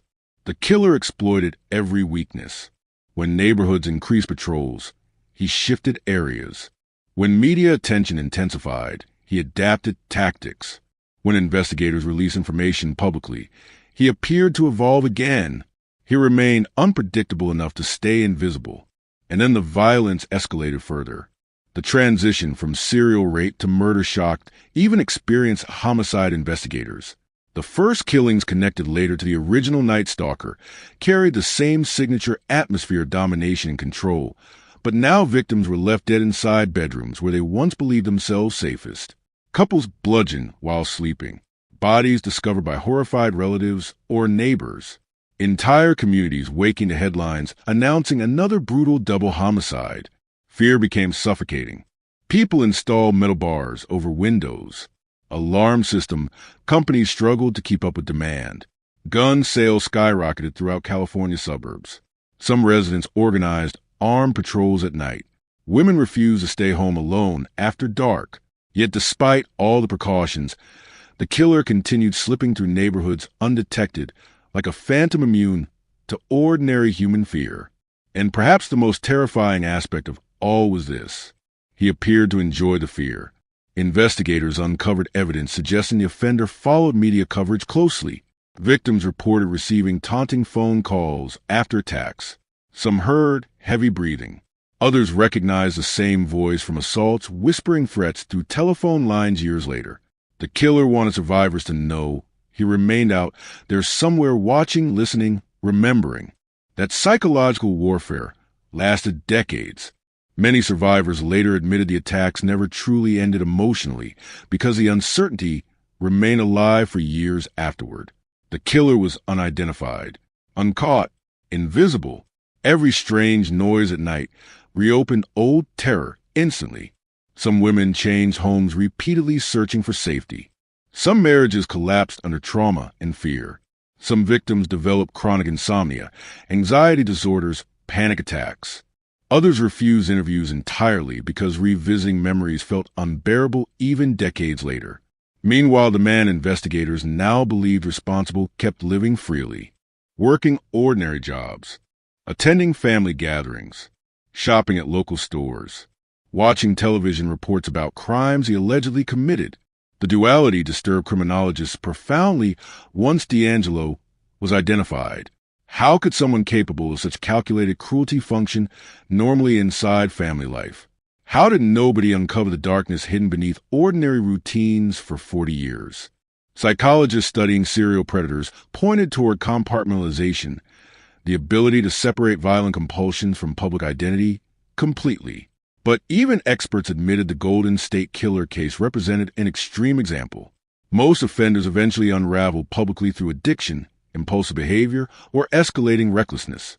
D'Angelo appeared to maintain functional normality for decades while carrying unimaginable secrets privately. And there were signs. Former co-workers later described explosive anger. Neighbors recalled aggressive outbursts over trivial issues.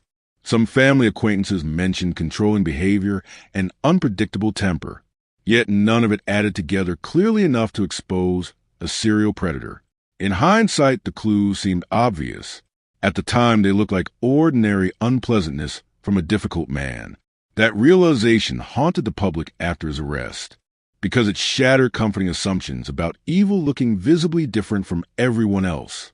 When court proceedings intensified, survivors confronted another painful truth. The world treated the Golden State Killer investigation like a sensational mystery finally solved. But for victims of crimes never became entertainment. They remained deeply personal wounds stretching across entire lifetimes. One survivor described hearing reporters discuss attack details casually on television and feeling physically sick. Another admitted she avoided true crime documentaries entirely because dramatic reenactments triggered panic attacks decades after the assault. Behind every headline existed real people carrying invisible damage into old age. and many of them feared the full truth might never emerge completely. Investigators believed additional crimes connected to D'Angelo likely remained unidentified. Some evidence deteriorated beyond testing. Some victims may never have reported assaults. Certain murders from the same era still carried eerie similarities without definitive forensic links. The possibility that the Golden State Killer's true number of victims exceeded official counts remained deeply disturbing, especially because the offender almost escaped justice forever. If genealogy databases had not evolved when they did, Joseph D'Angelo might have died peacefully unidentified. Another elderly suburban grandfather whose terrifying secrets vanished permanently into history. That possibility lingered heavily over the investigation. For decades, the killer survived because technology had not yet caught up with him. And somewhere during all those years, he likely believed he had already won. The closer investigators looked at Joseph D'Angelo's life, the more disturbing the timeline became. It was not simply the overlap between his movements and the crimes. It was the ordinary rhythm surrounding them. One night, according to prosecutors, a masked intruder stalked suburban neighborhoods carrying shoelaces, a flashlight, and a handgun. Days later, the same man might have attended a family gathering, gone shopping, or spoken casually with neighbors beneath bright California sunlight as if nothing had happened. The contrast felt almost impossible for the public to absorb. People wanted monsters to appear monstrous. They wanted warning signs obvious enough to separate evil from normal life. But the Golden State Killer case destroyed that illusion completely. Because for decades, he looked like everybody else. And during those same decades, survivors remained trapped inside memories they could never fully escape. One woman described waking in terror every night for years after her assault because she became convinced someone stood outside her bedroom window watching her sleep. Another survivor admitted she could not tolerate complete darkness anymore. Some couples never recovered emotionally from the attacks. Husbands carried guilt for being physically restrained, while their wives were assaulted beside them. Wives carried guilt for surviving, when others did not. Trauma infected relationships silently, spreading across families long after crimes disappeared from headlines. Children of survivors often grew up inside households shaped by invisible fear. Doors checked repeatedly before bed. Curtains permanently closed after sunset. Lights left on through the night. Parents panicking over strange sounds no one else noticed. The Golden State Killer left behind more than crime scenes. He left psychological wreckage stretching across generations. And while survivors lived inside that fear, the investigation itself slowly became legend among law enforcement. Young detectives entering California police departments during the 1980s and 1990s heard stories about the East Area Rapist, an original night stalker the way rookie officers hear about ghosts haunting old buildings. Veteran investigators described impossible crime scenes, near captures that collapsed into darkness, footprints disappearing beside canals. Terrified victims whispered descriptions that never quite matched each other. The killer became almost mythological, a predator so elusive many believed he would never be identified. Then DNA arrived and shattered mythology. The evidence proved the killer was not supernatural. He was human, aging, bleeding, leaving traces behind like everyone else. That realization changed everything. During the early years of forensic genealogy, detectives approached the Golden State Killer case cautiously. The method itself remained controversial and largely untested at such scale. Some investigators worried public genealogy databases would never produce meaningful results. Others feared legal complications could jeopardize prosecutions. But the desperation surrounding the case outweighed hesitation. 40 years had passed. Traditional investigative methods failed repeatedly. Survivors were aging. Some had already died waiting for justice. Time was running out. Genealogists began constructing massive family trees from partial DNA matches. Third cousins, fourth cousins, distant relatives separated across generations. Each branch required painstaking verification through public records and historical documents. The process consumed months. Detectives compared ages, locations, military histories, employment backgrounds. Gradually, the pool narrowed toward a small group of men who fit critical criteria. Then Joseph D'Angelo emerged from the shadows of paperwork. Born in 1945, military veteran, former police officer, lived in areas connected directly to crimes. Investigators felt the pressure instantly. If they were wrong, the consequences could destroy the investigation publicly. If they were right, they stood on the edge of solving one of the most infamous cold cases in American history. Surveillance began quietly. Teams followed D'Angelo through Sacramento suburbs documenting routines that felt almost painfully mundane considering the allegations surrounding him. He drove normally, shopped normally, walked through neighborhoods like any retired older man. But investigators noticed something unsettling during surveillance operations. Even in old age, he appeared intensely aware of surroundings, alert, controlled. Some detectives later admitted they sensed an unsettling presence around him difficult to describe logically. Then came the discarded DNA samples. Investigators secretly collected items touched and abandoned by D'Angelo in public spaces. The evidence entered forensic labs where technicians compared genetic markers against biological material preserved from crime scenes stretching back to the 70s. When the match returned positive, silence reportedly filled parts of the investigation team. After decades of uncertainty, the impossible finally became real. The Golden State Killer had a face, and that face belonged to a former police officer living quietly in suburban California. The arrest triggered immediate national obsession. News helicopters circled above D'Angelo's neighborhood, while reporters flooded streets, searching desperately for interviews with shocked neighbors. Television stations replayed archive footage from the original investigations beside new images of an elderly man led into custody. For survivors, the emotional impact felt overwhelming. Some cried uncontrollably after hearing the news. Others sat silently, unable to process it. Several admitted they never truly believed the case would be solved.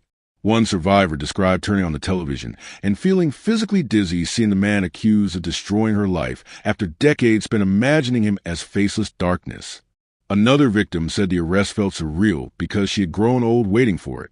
And yet, even after the DNA confirmation, unanswered questions remained everywhere. Why did he stop? How many additional crimes remained unidentified? Did anyone close to him suspect anything? What existed inside the mind of a man capable of such prolonged double existence? Psychologists studying violent offenders examined the case intensely. Some experts theorized D'Angelo displayed traits consistent with psychopathy, manipulation, emotional compartmentalization, lack of empathy, obsessive control. Others focus on the escalation pattern visible throughout the crimes. Burglaries evolved into sexual assaults. Assaults evolved into murder. The progression suggested compulsions growing more violent over time. But one aspect continued disturbing investigators above all others: the planning, the sheer organization required. The Golden State Killer studied victims methodically before attacks. He selected neighborhoods strategically. He monitored police movements. He adapted behavior repeatedly to avoid capture. This was not chaotic violence driven by sudden emotion. It resembled predatory stalking refined through experience.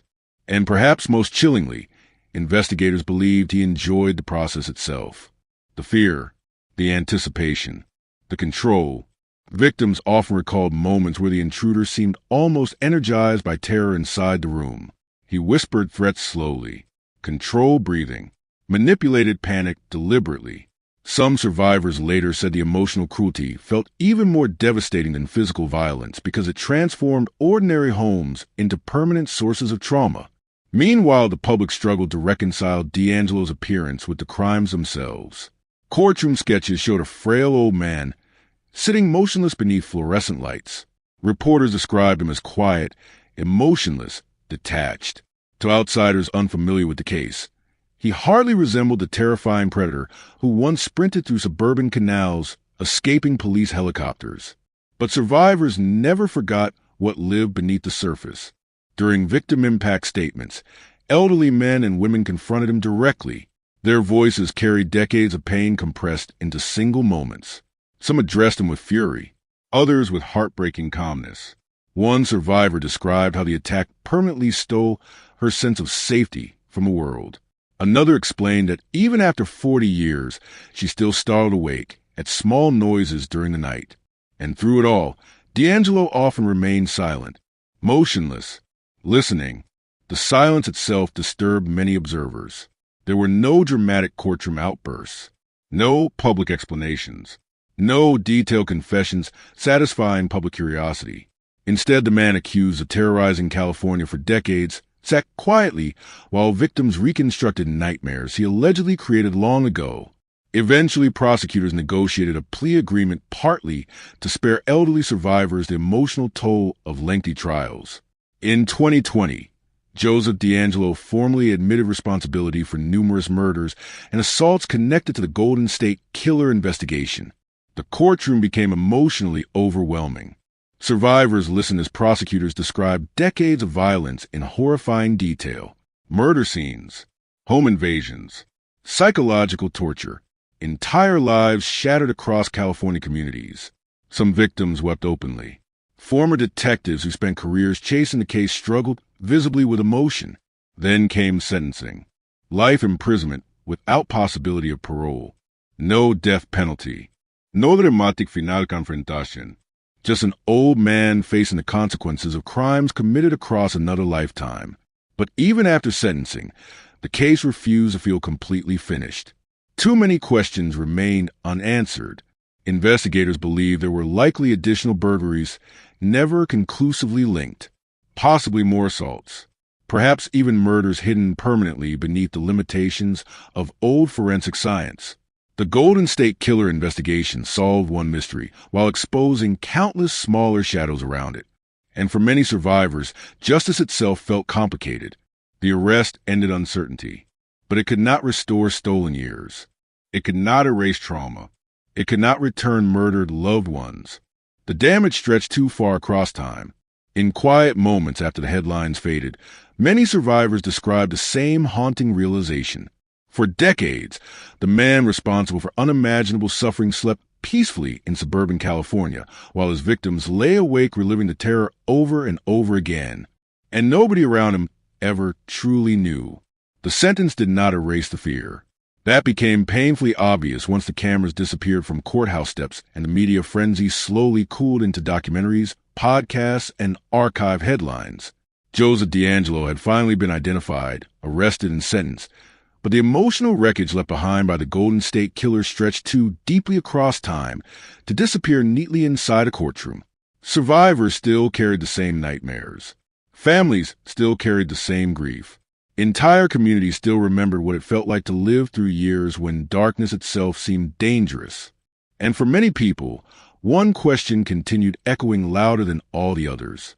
How did he get away with it for so long? The answer revealed something terrifying about the era itself.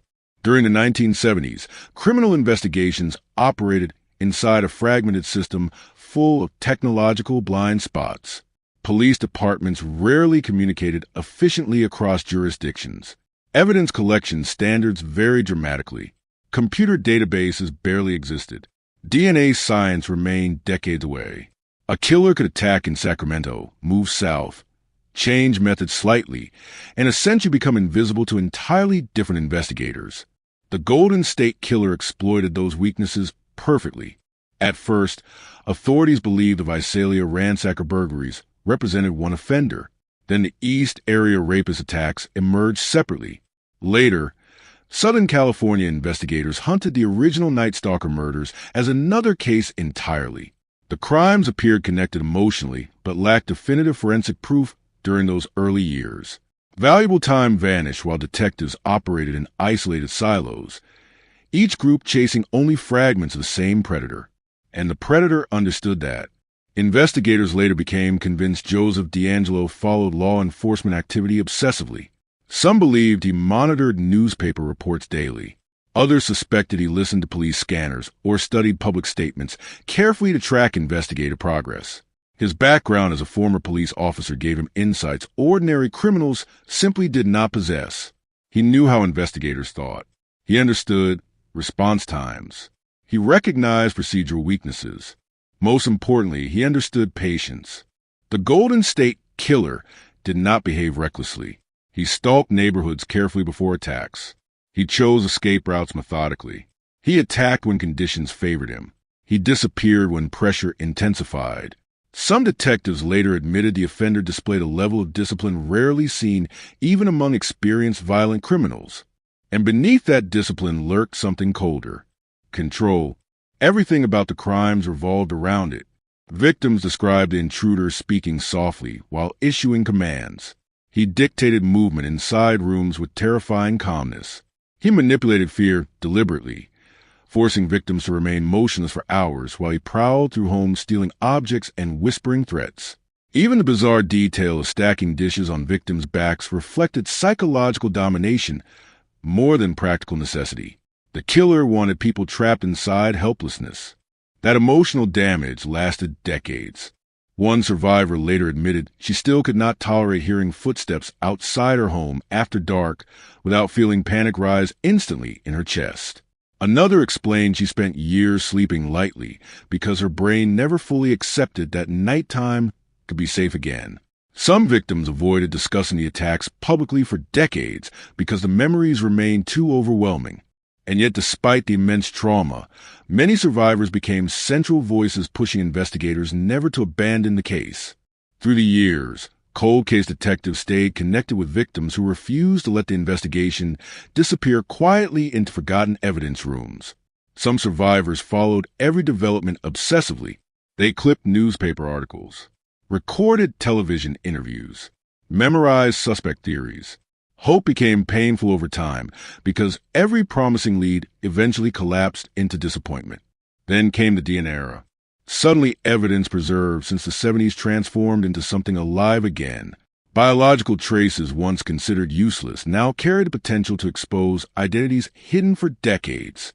Detectives reopened boxes stored so long the cardboard itself had begun deteriorating. Old rape kits, hair samples, blood evidence. Items sealed and forgotten beneath layers of dust. And slowly, science started speaking louder than memory ever could. The DNA connections linking multiple crime scenes changed the investigation permanently. The realization that one offender committed attacks across Northern and Southern California horrified even veteran detectives. The geographical scale alone seemed staggering. This was not a local predator terrorizing one city. It was a mobile, organized offender moving across the state while evading detection for years. The media responded instantly once the unified Golden State Killer label emerged. The name carried cinematic darkness that captured public fascination immediately. True crime authors revisited old investigations. Documentaries explored forgotten evidence. Online communities dissected timelines and suspect theories obsessively. The case transformed into one of America's most infamous unsolved mysteries. And all the while, Joseph DeAngelo continued living normally. That contrast became one of the most disturbing elements of the entire story. Because the killer did not hide underground. He did not flee the country. He did not reinvent himself dramatically under false identities. He remained in California, living ordinary life while survivors rebuilt shattered lives around invisible trauma. Former neighbors later described the surreal horror of learning who had lived beside them. Some remembered him yelling aggressively during minor disputes. Others recalled strange outbursts or hostile behavior that seemed unsettling in hindsight. Yet, nobody imagined serial murder. Nobody imagined the elderly man mowing his lawn might also be the same predator whose crimes once dominated California headlines. One neighbor later described feeling physically ill after the arrest. You start wondering how close evil can really get before anyone notices, she said. That question lingered nationwide after DeAngelo's identity became public, because the case shattered comfortable assumptions about how predators look and behave. Society often imagines serial killers as visibly monstrous outsiders incapable of functioning normally. The Golden State Killer case revealed something far more frightening. A man capable of extraordinary violence while maintaining the appearance of ordinary suburban existence for decades. Psychologists examining the case pointed toward compartmentalization again. Some offenders separate public identity from violent behavior so completely that people around them never recognize contradictions. But even experts acknowledge the scale of DeAngelo's alleged double life felt deeply unsettling. While survivors struggled with lifelong trauma, he attended birthdays, watched television, paid bills, raised children, and aged quietly inside American suburbia. Then came the victim impact statements. Courtrooms transformed into emotional battlegrounds where survivors finally confronted the man accused of terrorizing them decades earlier. Elderly voices shook with rage, grief, exhaustion. Some survivors addressed D'Angelo directly. Others spoke toward prosecutors or judges because looking at him felt unbearable. The testimony devastated observers. One woman described how the assault destroyed her sense of safety permanently. Another survivor explained she still checked locks obsessively 40 years later. A husband spoke about the helplessness of hearing his wife attacked while restrained beside her. Another victim admitted she considered suicide repeatedly during the years after crime because the psychological damage felt impossible to escape. And through every statement, D'Angelo remained largely silent, still, detached, listening without visible emotion. The silence angered many survivors more than any outburst could have. They wanted answers, explanations, something acknowledging the enormity of destruction left behind. Instead, they faced an aging man who often appeared distant, almost disconnected from the horror surrounding him. Then prosecutors revealed another unsettling detail. Investigators believe D'Angelo may have spent years following media coverage about the crimes, watching documentaries, reading articles, monitoring public fascination surrounding the unidentified predator authorities could never catch. Imagine that reality. A man sitting quietly in his living room watching television specials about murders he committed decades earlier, while reporters speculate endlessly about who the killer might be. The arrogance behind it felt monstrous.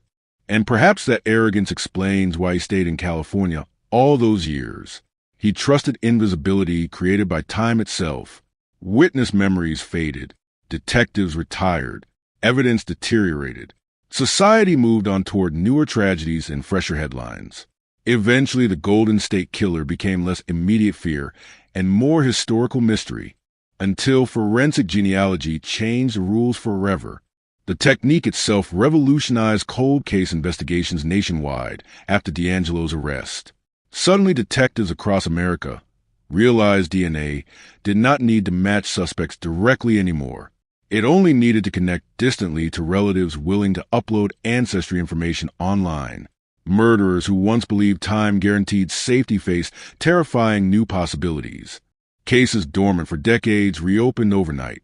Unknown killers identified through distant cousins. Human remains finally given names after generations of silence. The Golden State Killer investigation became a blueprint for the future of forensic investigation. Yet beneath the scientific breakthroughs remained deeply human devastation. No technology could erase what survivors endured. No conviction restored stolen years. No sentence repaired broken families. Some victims died before the arrest ever happened. Others reached old age carrying fear born in the 70s. And even after justice finally arrived, many survivors admitted the emotional scars never disappeared completely. Because the Golden State Killer did not simply attack people. He changed the way they experienced the world forever. And perhaps the darkest realization of all came afterward, once investigators pieced together the timeline fully. During the exact years California feared an invisible predator stalking suburban homes at night, the man responsible often woke the next morning and blended back into ordinary daylight like nothing had happened at all. Even after conviction, investigators continued reopening old evidence boxes connected to the Golden State Killer case, and every new discovery carried the same suffocating realization. The known crimes may represent only part of the truth. Detectives spent decades hunting one predator across California. Yet the deeper they looked into Joseph D'Angelo's past, the more shadows appeared around the edges of the official timeline. Unsolved burglaries, suspicious prowling incidents, assaults with eerie similarities but insufficient forensic evidence, murders from the same era that never fully fit anywhere else. The possibility that some victims would never be identified lingered heavily over everyone involved in the investigation. Because serial predators rarely leave complete maps behind. They leave fragments, fear, broken timelines, and unanswered questions that survive long after arrests finally happen. The Golden State Killer case became more than a solved cold case. It became a disturbing lesson about how easily violent predators can disappear inside ordinary society when technology, communication, and timing failed to align. During the 1970s, entire police departments lacked tools modern investigators now consider basic. Crime scene preservation standards varied wildly. DNA analysis did not exist. Surveillance cameras were rare. Information moved slowly through paper reports, phone calls, and disconnected filing systems. A man like D'Angelo thrived inside those gaps. He understood geography. He understood procedure. Most importantly, he understood patience. Investigators later discovered how methodically he selected targets. Many homes backed onto canals, bike trails, schoolyards, or open fields allowing rapid escape into darkness. He often attacked neighborhoods where houses looked nearly identical, making witness recollections less useful. Some victims believe the intruder may have entered their homes previously to study layouts or unlock windows before returning later during assaults. The planning felt military, cold, measured, and yet beneath that control existed flashes of something unstable. Victims sometimes heard him muttering angrily to himself during attacks. Others described sudden mood shifts where the intruder sounded panicked or emotional before becoming calm again moments later. Detectives debated those details endlessly for years. Were they genuine psychological fractures or manipulative performances designed to confuse victims deliberately? Nobody knew for certain. And perhaps that uncertainty made the case even more terrifying. Because the Golden State Killer never fit neatly into public expectations of what a serial predator should look like psychologically. He displayed discipline and chaos simultaneously. Organized planning mixed with bizarre emotional behavior. Some criminologists believed he experienced deep internal rage barely contained beneath controlled routines. Others theorized the emotional displays represented calculated sadism meant to intensify terror. Either explanation painted a horrifying picture. Meanwhile, survivors continued living with consequences extending far beyond the original attacks. One woman admitted she still slept with lights on decades later. Another described severe panic every time someone knocked unexpectedly at her door after dark. Some survivors became hypervigilant parents. Terrified danger could emerge suddenly from ordinary environments. Others isolated themselves socially because trust never fully returned after the assaults. The trauma moved quietly through generations. Children grew up sensing fear inside homes without fully understanding its origin. Marriages strained beneath anxiety and emotional withdrawal. Entire family histories changed because one man spent years invading homes across California. And still, through all those decades, Joseph D'Angelo allegedly remained free. That reality continued shocking the public long after his sentencing. People wanted to understand how someone accused of such monstrous violence could maintain ordinary routine simultaneously. Former co-workers described him as moody, volatile, sometimes intimidating, but not obviously monstrous. Neighbors remembered arguments over trivial matters, loud outbursts, strange behavior at times. Yet none of it suggested serial murder. That disconnect became psychologically disturbing for society itself, because it forced people to confront a terrifying possibility. Predators may not appear visibly evil. They may exist behind ordinary suburban fences, hidden beneath routines so mundane nobody questions them. One investigator later explained it bluntly. The scariest thing about him was how normal he looked. And perhaps no image captured that horror more clearly than the arrest itself. No dramatic chase. No gunfight. No final bahía en confrontación. Just an elderly man standing beneath bright suburban lights, while police quietly closed around him after decades spent hunting ghosts through California darkness. The simplicity felt surreal compared to the enormity of the crimes. Then came the courtroom revelations. Victims described years of fear after assaults. Former detectives recounted exhausting investigations stretching across careers. Prosecutors reconstructed timelines revealing how the offender evolved from prowler to burglar, burglar to serial rapist to murderer.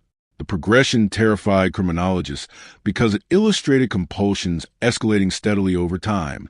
Violence became ritualized. The stalking, the bindings, the whispered threats, the psychological control. Each crime reflected growing confidence and deepening cruelty. Yet eventually the attack stopped. That fact remained one of the greatest mysteries surrounding the case even after D'Angelo's conviction. Why stop? Serial offenders rarely abandon violent compulsions completely without external pressure. Some experts suggested marriage and family life altered his routines. Others theorized aging reduced physical capability. A few investigators believed near captures or growing forensic awareness frightened him into stopping. But another possibility lingered uneasily beneath the surface. Maybe he simply learned to suppress the behavior or redirect it. The uncertainty disturbed survivors deeply because it meant the darkness inside him never fully received explanation. Court proceedings established responsibility for crimes, but they did not provide psychological clarity. D'Angelo remained largely silent publicly. No extensive confessions, no detailed interviews, no comprehensive explanation revealing how a former police officer transformed into one of America's most notorious serial predators. That silence created its own kind of horror because it left investigators, survivors, and the public staring into a void where answers should have existed. Who was he really beneath the masks and headlines? What thoughts moved through his mind during years spent evading capture? Did he feel guilt, fear, pleasure, or nothing at all? Even experienced criminal psychologists struggled to interpret him fully because the public persona revealed so little. In court, he often appeared emotionless, detached, physically diminished by age. Yet survivors remember someone entirely different, energetic, threatening, dominant, terrifyingly confident. Two versions of the same man existing across decades. And perhaps the truth lives somewhere in between. The Golden State Killer case also transformed public understanding of forensic genealogy forever. Before D'Angelo's arrest, many people viewed Ancestry DNA services as harmless entertainment, tools for discovering ethnic backgrounds or distant relatives. Suddenly, those same databases became investigative weapons capable of exposing killers who believed time guaranteed safety. Cold case units across America watched closely. Soon other unsolved murders began falling one after another through similar methods. Unknown remains received names. Decades-old homicide investigations reopened successfully. Families who spent generations without answers finally learned the truth. But the technique sparked intense ethical debates. Privacy advocates questioned whether relatives unknowingly exposed family members to police investigations simply by uploading DNA profiles. Civil liberties groups warned about expanding surveillance potential. Legal scholars debated boundaries between public safety and genetic privacy. Yet for survivors of violent crimes, the debate often felt deeply personal. Without genealogy databases, Joseph D'Angelo might have died peacefully unidentified. That possibility haunted many investigators more than the controversy itself. One retired detective admitted the case changed how he viewed time in criminal investigations forever. During the 70s and 80s, detectives believed cold cases gradually faded toward permanent unsolvability. Witnesses died. Evidence deteriorated. Public interest disappeared. The Golden State Killer case reversed that assumption completely. Technology evolved faster than the killer anticipated. Time no longer protected him. Instead, time betrayed him. And perhaps that realization represents the most profound shift created by the case. For decades, a Golden State Killer symbolized failure, a phantom predator escaping justice, while survivors carried invisible wounds into old age. Then suddenly, through science unimaginable during the original investigations, the invisible became visible again. The ghost gained a name. The predator gained a face. But closure remained incomplete, because no courtroom sentence could restore decades stolen by fear. No conviction erased memories of flashlight beams cutting through darkness at 2 a.m. No forensic breakthrough repaired shattered marriages or returned murdered loved ones. The investigation solved the mystery of identity, but emotional devastation survived beyond legal resolution. Even now, some survivors still describe moments where ordinary sounds reopen old panic instantly. Footsteps outside windows, a creaking gate, a late-night phone call. Fear learned deeply enough never fully disappears. And somewhere inside California suburbs, many older residents still remember what those years felt like before the arrest finally happened. Years when every strange noise after midnight carried a terrifying possibility that the Golden State Killer might already be inside the house. By the time Joseph D'Angelo stood in court facing life imprisonment, An entire generation of Californians had already lived and grown old beneath the shadow of his crimes. Some survivors entered the courtroom with gray hair and walking canes, carrying memories born in another lifetime. Former detectives who once sprinted through dark neighborhoods chasing flashlight beams now sat retired in gallery seats, watching the final chapter unfold with exhausted disbelief. The Golden State Killer investigation had stretched across so many decades that it no longer felt like one case. It felt like an era of fear embedded permanently into California history. And yet, even at the end, the silence surrounding D'Angelo remained deeply unsettling. No dramatic explanation, no public unraveling, no detailed confession revealing hidden motives. The man accused of terrorizing suburban communities for years rarely offered anything emotionally satisfying to survivors desperate for answers. Instead, prosecutors reconstructed the story through evidence, timelines, witness testimony, and DNA science, while the accused sat largely expressionless nearby. That silence forced survivors to create meaning from fragments. Some believed rage drove him. Others believed power. A few investigators argued the crimes reflected deep psychological compulsions escalating over time beyond ordinary human understanding. But no theory fully explained how one man could move between ordinary family life and extraordinary violence with such terrifying precision. And maybe that was the hardest truth for people to accept. There was no simple explanation. No single moment transforming an ordinary person into a predator. Only darkness hidden beneath years of routine existence. The courtroom testimony exposed just how profoundly the crimes altered lives long after physical injuries healed. One survivor described spending decades unable to sleep peacefully beside open windows because the sound of nighttime air moving curtains instantly brought back memories of the attack. Another admitted she developed panic whenever she saw flashlights unexpectedly in dark rooms.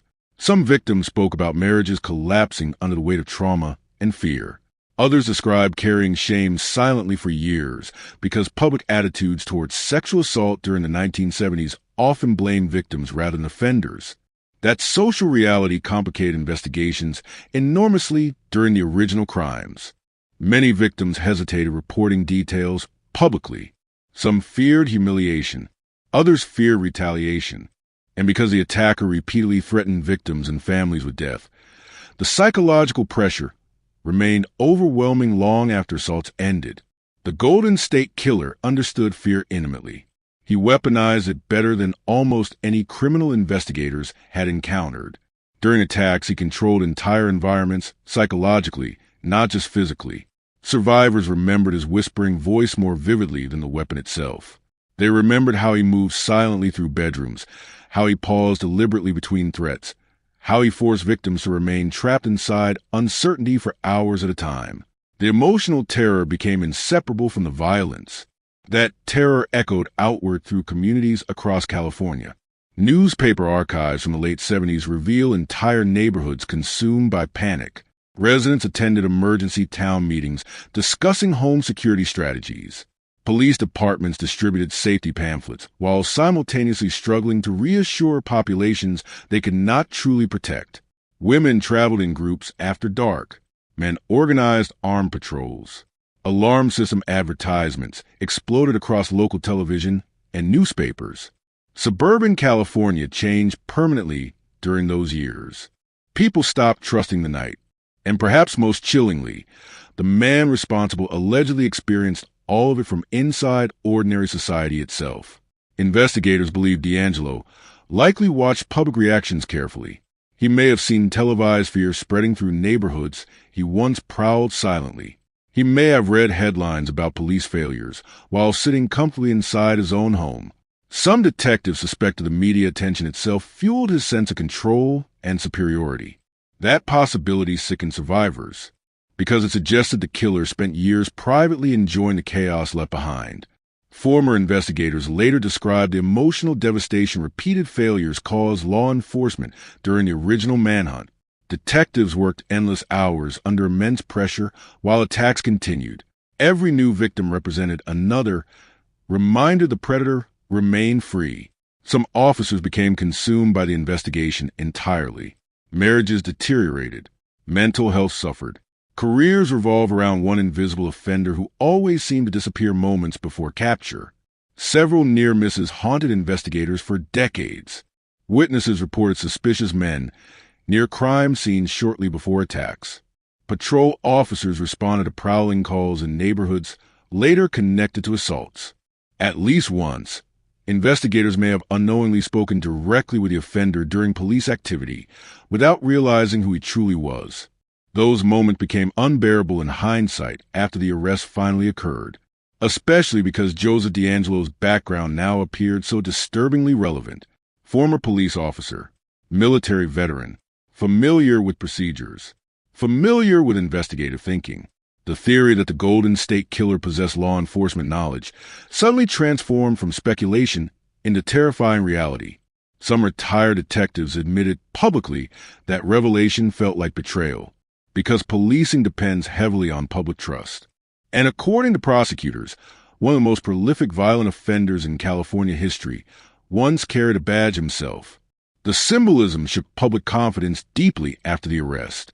Yet despite everything uncovered during the investigation, huge portions of DeAngelo's inner life remained hidden forever. Court proceedings established criminal responsibility, but not complete psychological understanding. The offender's silence preserved mystery even at the conclusion of the case. Why those victims? Why those neighborhoods? Why the escalation from burglary to rape to murder? Why stop? Questions survive because the only person capable of answering fully refused to explain himself publicly. Criminologists examining the case often focus on escalation patterns visible throughout the crimes. Early burglaries connected to the Visalia ransacker displayed stalking behavior and territorial control. Then sexual assaults emerged with increasing sophistication and psychological domination. Later, murder entered the pattern with shocking brutality. The progression suggested compulsions, evolving gradually over years. But another detail disturbed experts profoundly. The offender adapted. Most violent criminals become increasingly reckless over time. The Golden State Killer often became more careful instead. He adjusted tactics when police pressure intensified. He shifted geographic areas strategically. He learned from investigations unfolding around him. That ability to evolve helped him survive decades without identification, until technology surpassed him.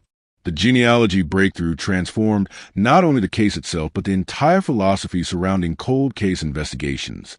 Before forensic genealogy, many unsolved murders gradually faded into permanent uncertainty as evidence aged and witnesses disappeared. After DeAngelo's arrest, investigators nationwide realized dormant cases could suddenly become solvable again through advances unimaginable during original investigations. Families waiting decades for answers suddenly regained hope, and across America, old evidence rooms became treasure vaults of forgotten possibilities. Detectives reopened murder files untouched for years. Biological evidence once considered meaningless gained new value overnight. The Golden State Killer investigation proved that time no longer guaranteed protection for offenders who escaped justice during earlier forensic eras. That shift terrified many violent criminals retrospectively. Cases once considered hopeless began collapsing rapidly under genetic analysis. Unknown killers identified through distant relatives. Victims identified after generations without names. Cold cases resurrected from silence. Yet alongside scientific triumph emerged ethical uncertainty. Critics warn about privacy concerns surrounding genealogy databases. Could law enforcement access become too expansive? Should relatives unknowingly expose family members to criminal investigations simply by participating in ancestry research? The debate intensified legally and politically. But for survivors sitting inside courtrooms listening to decades of pain finally acknowledged publicly, the moral equation felt different.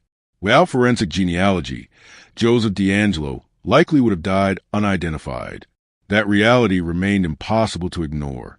And perhaps that is why the Golden State Killer case continues haunting public imagination even years after sentencing. It represents more than a serial predator finally captured. It represents a collision between old evil and new technology, between hidden violence and scientific persistence, between time protecting a killer and time ultimately betraying him. Still, closure remains imperfect. Some survivors openly admitted the arrest brought relief but not peace. Trauma embedded across 40 years cannot disappear simply because a courtroom finally delivers answers. The memories remain. The fear remains in quieter forms. Flashlight beams, footsteps outside windows, telephone calls late at night. Certain sounds still reopen old wounds instantly. And across California, older residents who lived through the terror still remember what those years felt like before the arrest happened. Years when newspapers printed fresh headlines about another attack, another murdered couple, another community descending into panic, while the predator responsible quietly blended back into daylight among ordinary people. For decades, the Golden State Killer existed as an invisible nightmare haunting suburban America. Then suddenly he became visible, an old man standing beneath bright courtroom lights. Fragile, silent, human, and somehow that reality felt even more frightening than the myth ever did. Even after the sentencing, the houses remained. That was one of the strangest things investigators and survivors spoke about afterward. The homes where the attacks happened still stood quietly across California's suburbs, as if nothing extraordinary had ever occurred there. Children rode bicycles past driveways once flooded with police lights. Families moved into bedrooms where terrified victims once lay frozen beneath flashlight beams. Neighborhoods rebuilt themselves slowly over decades, but beneath the ordinary rhythm of suburban life lingered invisible history. The knowledge that one man had transformed entire communities into landscapes of fear while remaining hidden among them the whole time. For survivors, certain places never fully returned to normal. A hallway, a sliding glass door, the sound of footsteps crossing a backyard at night. Memory attached itself to ordinary objects permanently. Some victims eventually moved away searching for emotional distance from crimes. Others stayed, refusing to surrender homes they loved because of one violent intruder. Yet even those who remained admitted the attacks changed how they experienced safety forever. One survivor later explained that before the assault, home meant protection. Afterward, home became something fragile, temporary, vulnerable to sudden darkness. That psychological damage spread far, beyond direct victims. The Golden State Killer altered an entire generation's understanding of suburban security. During the late 1970s, California neighborhoods once marketed as peaceful middle-class havens suddenly felt exposed. Residents installed floodlights, alarm systems, reinforced locks. Parents warned children obsessively about strangers. Women learned routines designed around fear, checking back seats before entering cars, avoiding open windows at night, sleeping lightly enough to wake at unfamiliar sounds. And somewhere during those years, Joseph D'Angelo allegedly continued living ordinary life beneath the same California sky. That contrast never stopped haunting investigators. Former detectives often described feeling anger not only toward the crimes themselves, but toward the sheer normality surrounding the offender afterward. While victims endured panic attacks, therapy, broken marriages, insomnia, and decades of fear, the man responsible appeared able to compartmentalize violence completely. He attended family events, worked jobs, paid taxes, grew older quietly. The imbalance felt unbearable, especially because some victims died before learning the truth. Several survivors passed away during the long decades between the attacks and the arrest. Some elderly detectives who dedicated careers to the case also died believing the Golden State Killer will remain unidentified forever.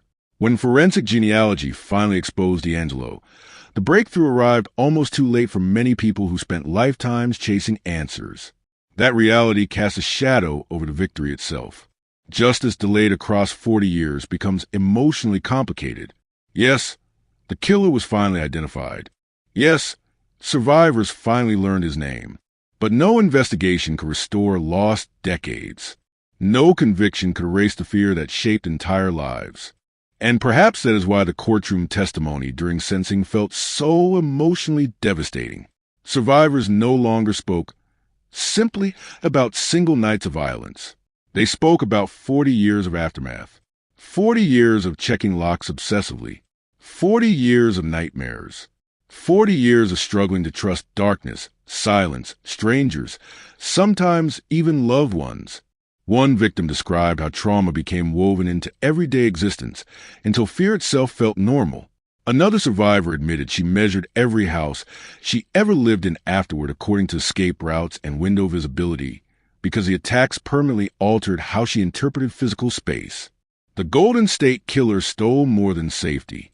He stole certainty. And certainty is difficult to reclaim once shattered. As prosecutors reconstructed the crimes publicly, the scale of predation became even more horrifying. Investigators described neighborhoods stalked systematically, victims selected carefully, escape routes mapped in advance, homes entered quietly before attacks to unlock windows or study interiors. The level of preparation suggested someone who viewed violence almost operationally, calculated, disciplined, methodical. That discipline connected directly to another deeply unsettling aspect of the case, the offender's ability to evolve continuously. He shifted from burglaries to sexual assaults, from sexual assaults to murder.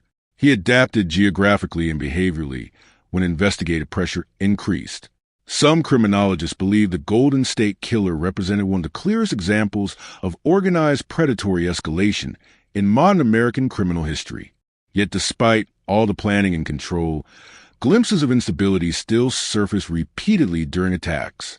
Victims heard sudden emotional outbursts, whispering, heavy breathing, rage erupting unpredictably beneath calm behavior. The contradictions fascinated psychologists because they suggested enormous internal conflict existing beneath outward control. Some experts theorized D'Angelo experienced deep resentment and anger he redirected into ritualized violence. Others believe the crimes revolved fundamentally around domination and humiliation rather than impulsive rage.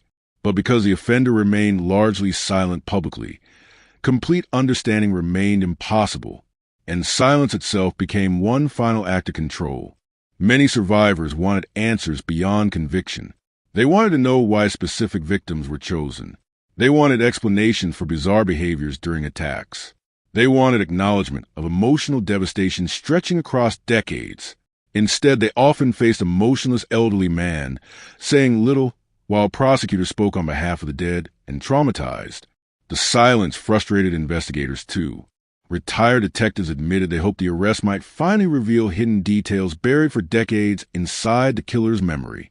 Additional crimes, unidentified victims, psychological motives. Instead, many questions survived unanswered even after sentencing concluded. How many attacks were never connected? Were there additional murders? Did he ever come close to confessing privately? Did anyone in his personal life ever suspect the truth? The uncertainty surrounding those questions ensured the Golden State Killer case retained an aura of unresolved darkness despite the conviction itself.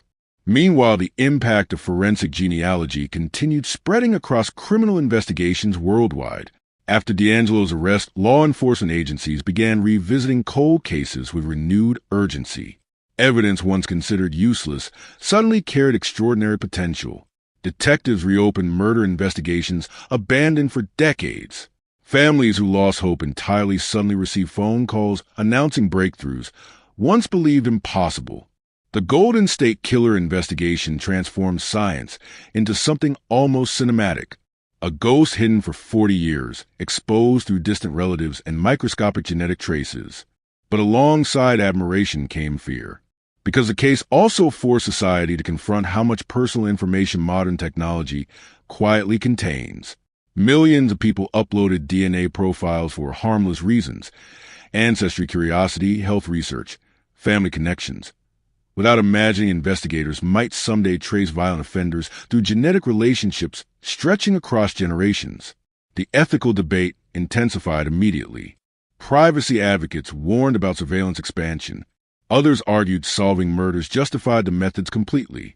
And somewhere inside those debates lingered one undeniable fact. Without forensic genealogy, Joseph D'Angelo likely would have died unidentified. That possibility haunted survivors profoundly. Imagine reaching old age believing the man who destroyed your life escaped justice permanently. Imagine spending decades watching investigators fail repeatedly while the offender walks free somewhere nearby. Then suddenly, almost impossibly, technology changes the rules and exposes him after all. The emotional whiplash felt overwhelming for many victims. Relief mixed with rage. closure mixed with exhaustion. Some survivors admitted the arrest reopened trauma intensely because buried memories surged back into public attention overnight. Others embraced the opportunity to finally speak openly after years of silence. The courtroom became not only a legal proceeding, but a collective reckoning with decades of hidden pain. And through all of it, one image continued haunting public imagination more than any other. The idea that while California feared an invisible predator stalking suburban homes at night, the man responsible often woke the next morning and blended back into ordinary daylight unnoticed. He stood in grocery stores, walked through neighborhoods, spoke casually with neighbors, raised a family, a normal life existing directly beside unimaginable violence.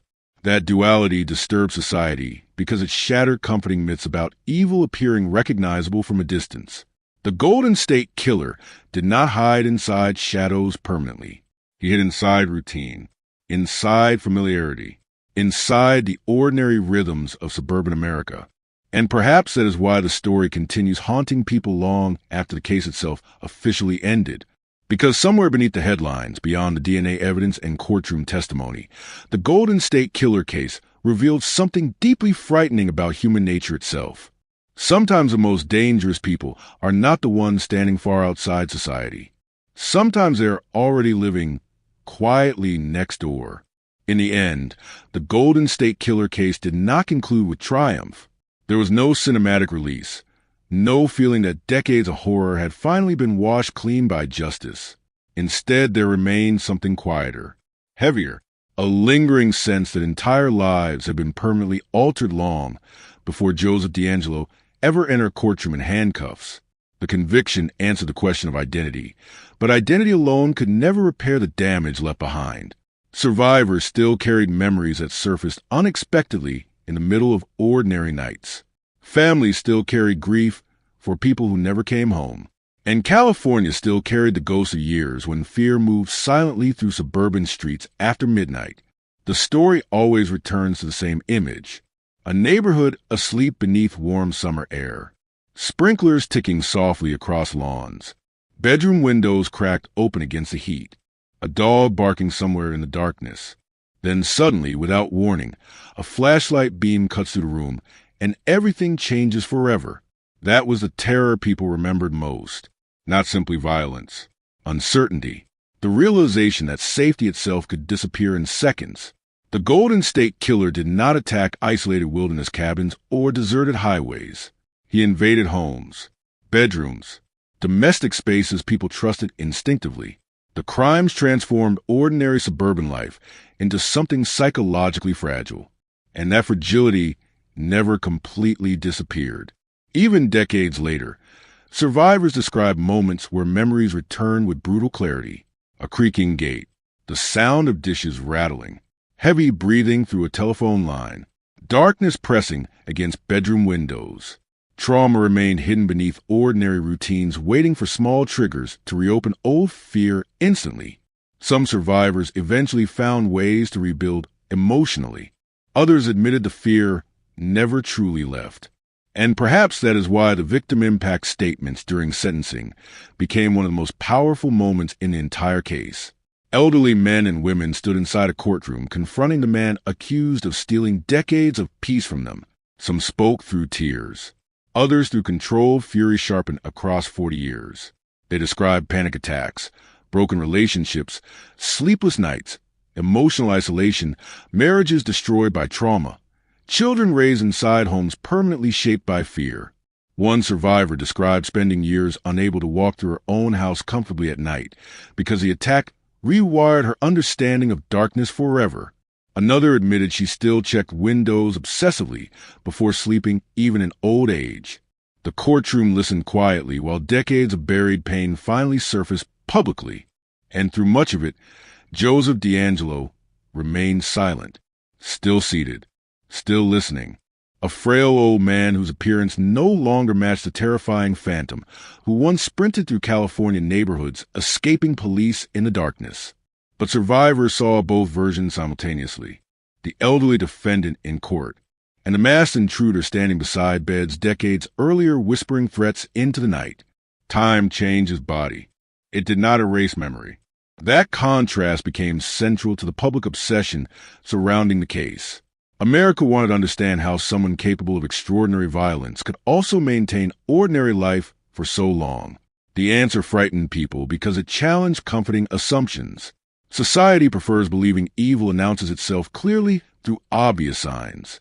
The Golden State Killer case suggested something far more disturbing, that predators sometimes hide successfully inside routine, familiarity, and normal social existence. Neighbors remembered lawn work, arguments over small inconveniences, an unpleasant personality. Nothing more. Former co-workers recalled anger issues and strained behavior at times, but not serial murder. Even relatives reportedly struggled afterward with the impossible task of reconciling personal memories against the horrifying crimes revealed publicly. That psychological contradiction may be one reason the case continues haunting public imagination years later, because it forces people to ask uncomfortable questions. How well do we truly know anyone around us? What hidden lives can exist beneath ordinary appearances? How close can evil stand before society notices?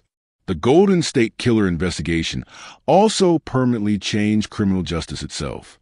Before forensic genealogy exposed D'Angelo, countless cold cases across America sat quietly deteriorating inside evidence rooms with little hope of resolution. The arrest proved technology could resurrect forgotten investigations decades later through methods unimaginable during the original crimes. Suddenly, time stopped protecting offenders. That shift created shockwaves through law enforcement. Detectives reopened unsolved murders nationwide. Biological evidence, once dismissed as useless, gained extraordinary importance. Families waiting generations for answers suddenly found hope returning unexpectedly.